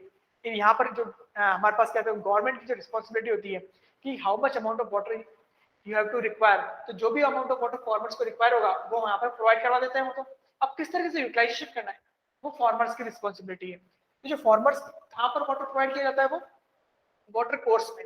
वाटर कोर्स एक सिंपली फील्ड चैनल्स होते हैं, सिंपली एक तरीके से वाटर एक पाथ होता है वो आप कह सकते हो. तो यहाँ पर हमारे पास इस तरीके से वाटर प्रोवाइड होता है. Outlet are provided in the irrigation plan at appropriate places. Beyond the outlet, water is handled by the individual cultivators. Cultivators means farmers who direct it to various part of its command area. These are the owned, constructed, controlled, and maintained by the cultivators. याद रखिएगा, I already talked about this point. Then it is water course and field or the field channel, which is always maintained, constructed, or controlled by the farmers. Okay, these are the water course. Next we have is based on canal alignment. Based on canal alignment. जो fourth हमारे पास point है कि different different types of canal है, उसमें ही हमारे पास है बेस्ड ऑन कैनाल अलाइनमेंट्स. तो first we have is ridge और watershed canal. First, this, what is the bridge and watershed canal? If you already studied about a survey, सर्वे की हमारे पास सर्वे में हमारे पास रिच लाइन का कॉन्सेप्ट होता है, वहां पर हम इसको स्टडी करते हैं. What is the rich line, what is the हमारे पास वैली लाइन, वहां पर हम यहाँ पे डिस्कस. तो रिच लाइन और वाटरशेड लाइन. रिच लाइन का मतलब सिंपली आप इस तरह समझ सकते हैं कि सपोज एक माउंटेनियस रेंज हमारे पास जा रही है. माउंटेनियस रेंज के जो पीक पॉइंट होता है, और उस पीक पॉइंट को आप अगर क्या कर दें, उसको कनेक्ट कर दें पीक पॉइंट को. याद रखिए माउंटेनियस एक रेंजेस, बहुत बड़ी माउंटेनियस रेंजेस जा रही है. सपोज हिमालय रेंजेस है, हिमालय रेंजेस में काफी सारे क्या होंगे हमारे पास, क्या पहाड़ से होंगे, रॉक्स होगी. तो उस पीक पॉइंट्स को अगर आप उसको क्या कर दे, मीटअप कर दे, उसको कनेक्ट कर दे, तो जो लाइन से हमारे पास कन्वर्ट होती है, जो कंटूर्स हमारे पास क्रिएट होते हैं, this is known as ridge line. तो यहाँ पर हमारे पास सिंपली वही चीज है. रिज लाइन और वाटरशेड कैनाल क्या मतलब है? अगर यहाँ पे कैनाल की बात करें तो अगर हम रिज लाइन के अलोंग कोई कैनाल कंस्ट्रक्ट करते हैं तो this is known as ridge canal और वाटरशेड कैनाल. तो a rich or watershed canal is a canal which is aligned along the rich or natural watershed line.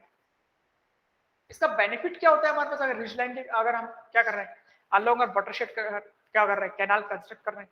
तो याद रखिए रिज लाइन हमारे पास क्या मोस्ट पीक पॉइंट है, most peak point है, तो यहाँ पर हमारे वाटर क्या है इजीली तरीके से अवेलेबल हो जाएगा फॉर द इरिगेशन पर्पसेस.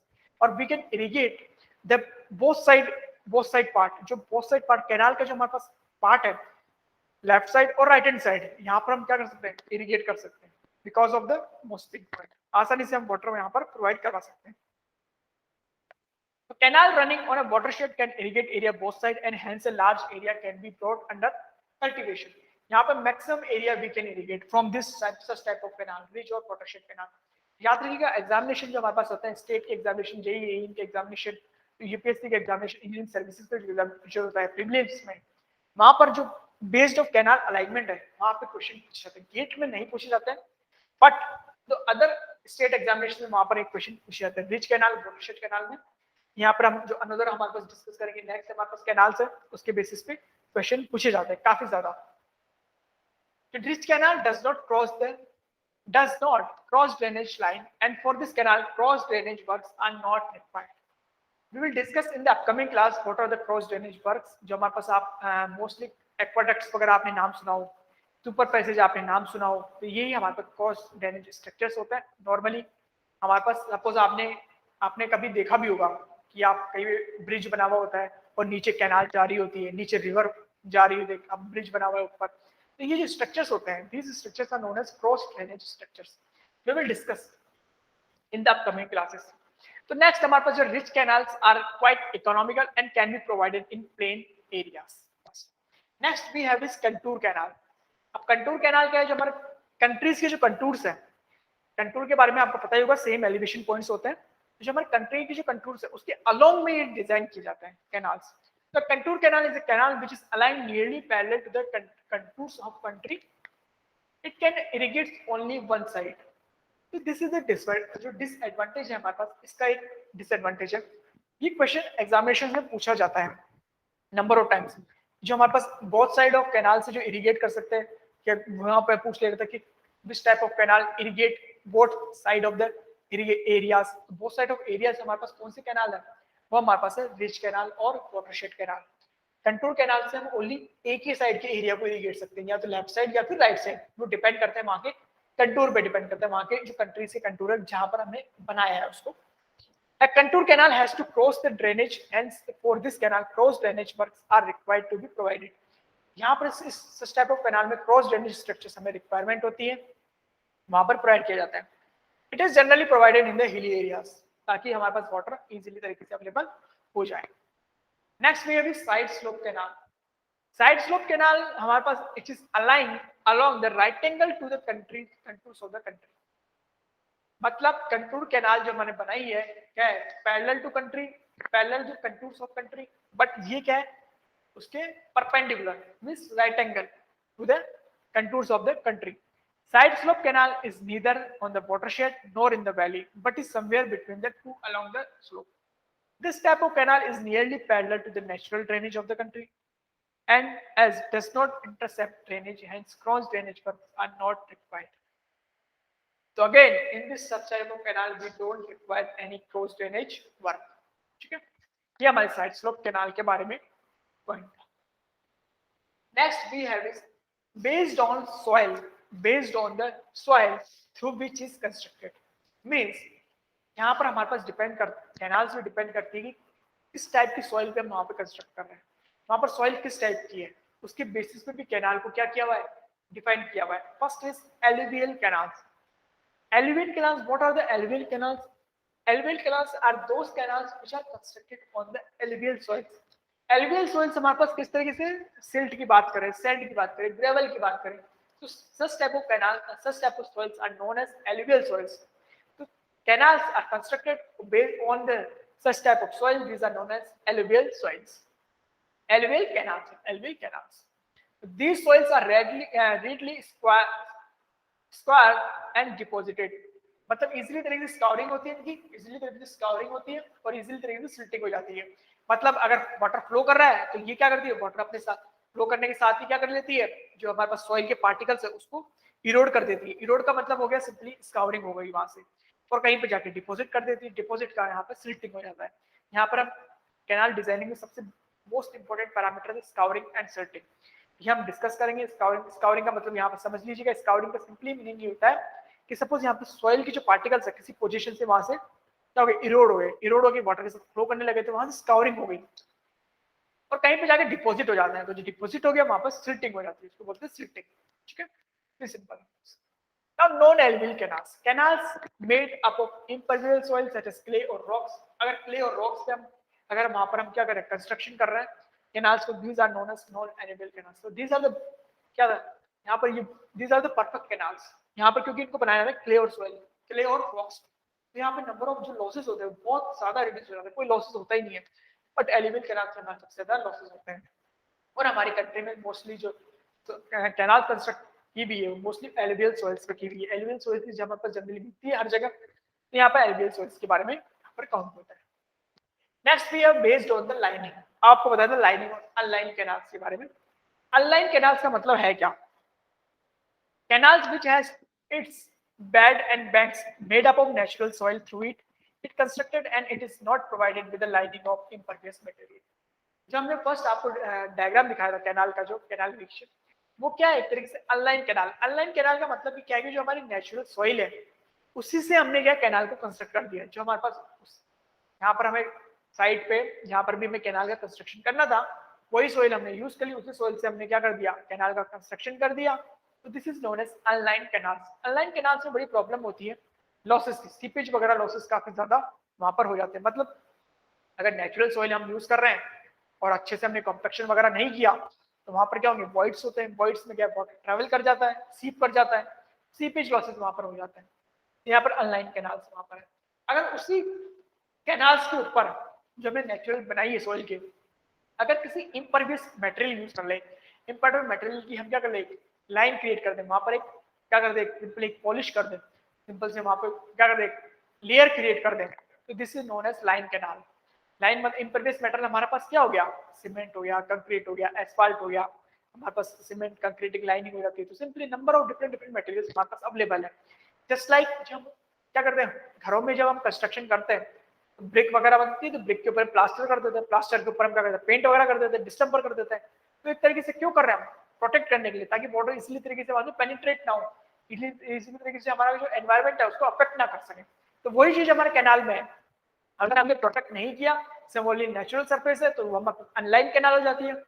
अगर हमने प्रोटेक्ट कर दिया, सिंपली वहां पर क्या वाटर हमारे पास किसी भी इम्परवियस मटेरियल की कोई लेयर प्रोवाइड करवा दी, तो दिस इज नोन एज हमारे पास लाइन कैनाल्स. सिंपली यहाँ पर हमारे पास क्या होगा, इम्परवियस मटेरियल के थ्रू सीपेज हो जाएगा. नेक्स्ट हमारे पास एक और टर्म होता है, यहाँ पर हम कैनाल इरिगेशन डिस्कस करते हैं. मोस्टली आपने नाम सुना हो, बाराबंदी सिस्टम. बाराबंदी सिस्टम और बाराबंदी रोटेशनल मेथड भी जिसे कहते हैं. बाराबंदी सिस्टम है क्या, सिंपल सा, ये कुछ भी नहीं है, ये rotational system of water distribution is called barabandi. मतलब वाटर जो है जब फील्ड पर प्रोवाइड करवा रहे हैं वो एक रोटेशनल मेथड के थ्रू हेल्प करवाते हैं. रोटेशनल मेथड के थ्रू हम वाटर हेल्प करवाते हैं, मतलब प्रोवाइड करवाते हैं. मीन्स कि जिस प्रोपोर्शन में फार्मर्स को वाटर की रिक्वायरमेंट है उसी प्रोपोर्शन में हम वाटर प्रोवाइड कराते हैं। ऐसा नहीं है सपोज आज किसी सपोज यहाँ पे नंबर ऑफ फार्मर्स है, उनकी रिक्वायरमेंट होती है वाटर की रिक्वायरमेंट, ऐसा नहीं कि सभी को एक साथ ही वाटर प्रोवाइड करती है, उनके प्रोपोर्शन में, उनके जो एरिया की प्रोपोर्शन में हम वाटर प्रोवाइड किया जाता है। This is known as warabandi system. Vara means 10 and Bandi means succession. Varabandi system means available water is allocated to cultivator in the proportion their land. The utilization of irrigation water is entirely to the cultivators who is under no obligation to grow any particular crop or any area. ये हम पहले भी discuss कर चुके हैं कि हम क्या है, सिंपली हमारा गवर्नमेंट का क्या एम होता है कि उसकी लैंड के जो प्रोपोर्शन है उसके एरिया में वाटर प्रोवाइड करवा देना है। अब उस वाटर को किस तरीके से यूटिलाइज करना है, कौन सी क्रॉप वहां पर होनी है, तो किसी तरीके से भी उसको यूटिलाइज कर सकता है। तो this is known as barabandi system, कि लैंड के प्रोपोर्शन में वाटर को प्रोवाइड किया जाता है। तो this is known as barabandi system. Okay, simply हमारे पास ये टाइप ऑफ कैनाल्स के बारे में हमने यहाँ पे डिस्कस कर लिया। तो यहाँ पे number of type of canal, यहाँ पर हमने क्या डिस्कस किया, first of all what is the canal and types of different type of canal. यहाँ पर हम जो इंपॉर्टेंट टाइप है वो है रिच कैनाल, वाटरशेड, जिसको वाटरशेड भी बोलते हैं, contour canal and side slope canal. ये तीनों कैनाल इसके बारे में आपको जो नंबर ऑफ पॉइंट्स पता है वो आपको याद होने चाहिए। नंबर ऑफ एग्जामिनेशन में they ask number of types, तो यहाँ पर आपको पता होना चाहिए, सिंपल सा। ठीक है, ये हमारे पास आज की क्लास थी। आज की क्लास में हम यहीं फिनिश करते हैं। आज की क्लास में हमने यहाँ नंबर ऑफ टर्म्स हमने डिस्कस कर ली। नेक्स्ट की क्लास में हमने जो हमारे पास टुमारो क्लास होगी वहां पर हम डिजाइन ऑफ कैनाल के बारे में डिस्कस करेंगे कि how to design a canal for different methods. यहाँ पर हमारे पास जो नंबर ऑफ डिफरेंट थ्योरीज है वो यहाँ पर डिस्कस करेंगे। ओके, तो चलिए आज की क्लास को यहीं फिनिश करते हैं। चलिए, okay, bye, good night everyone, thank you very much.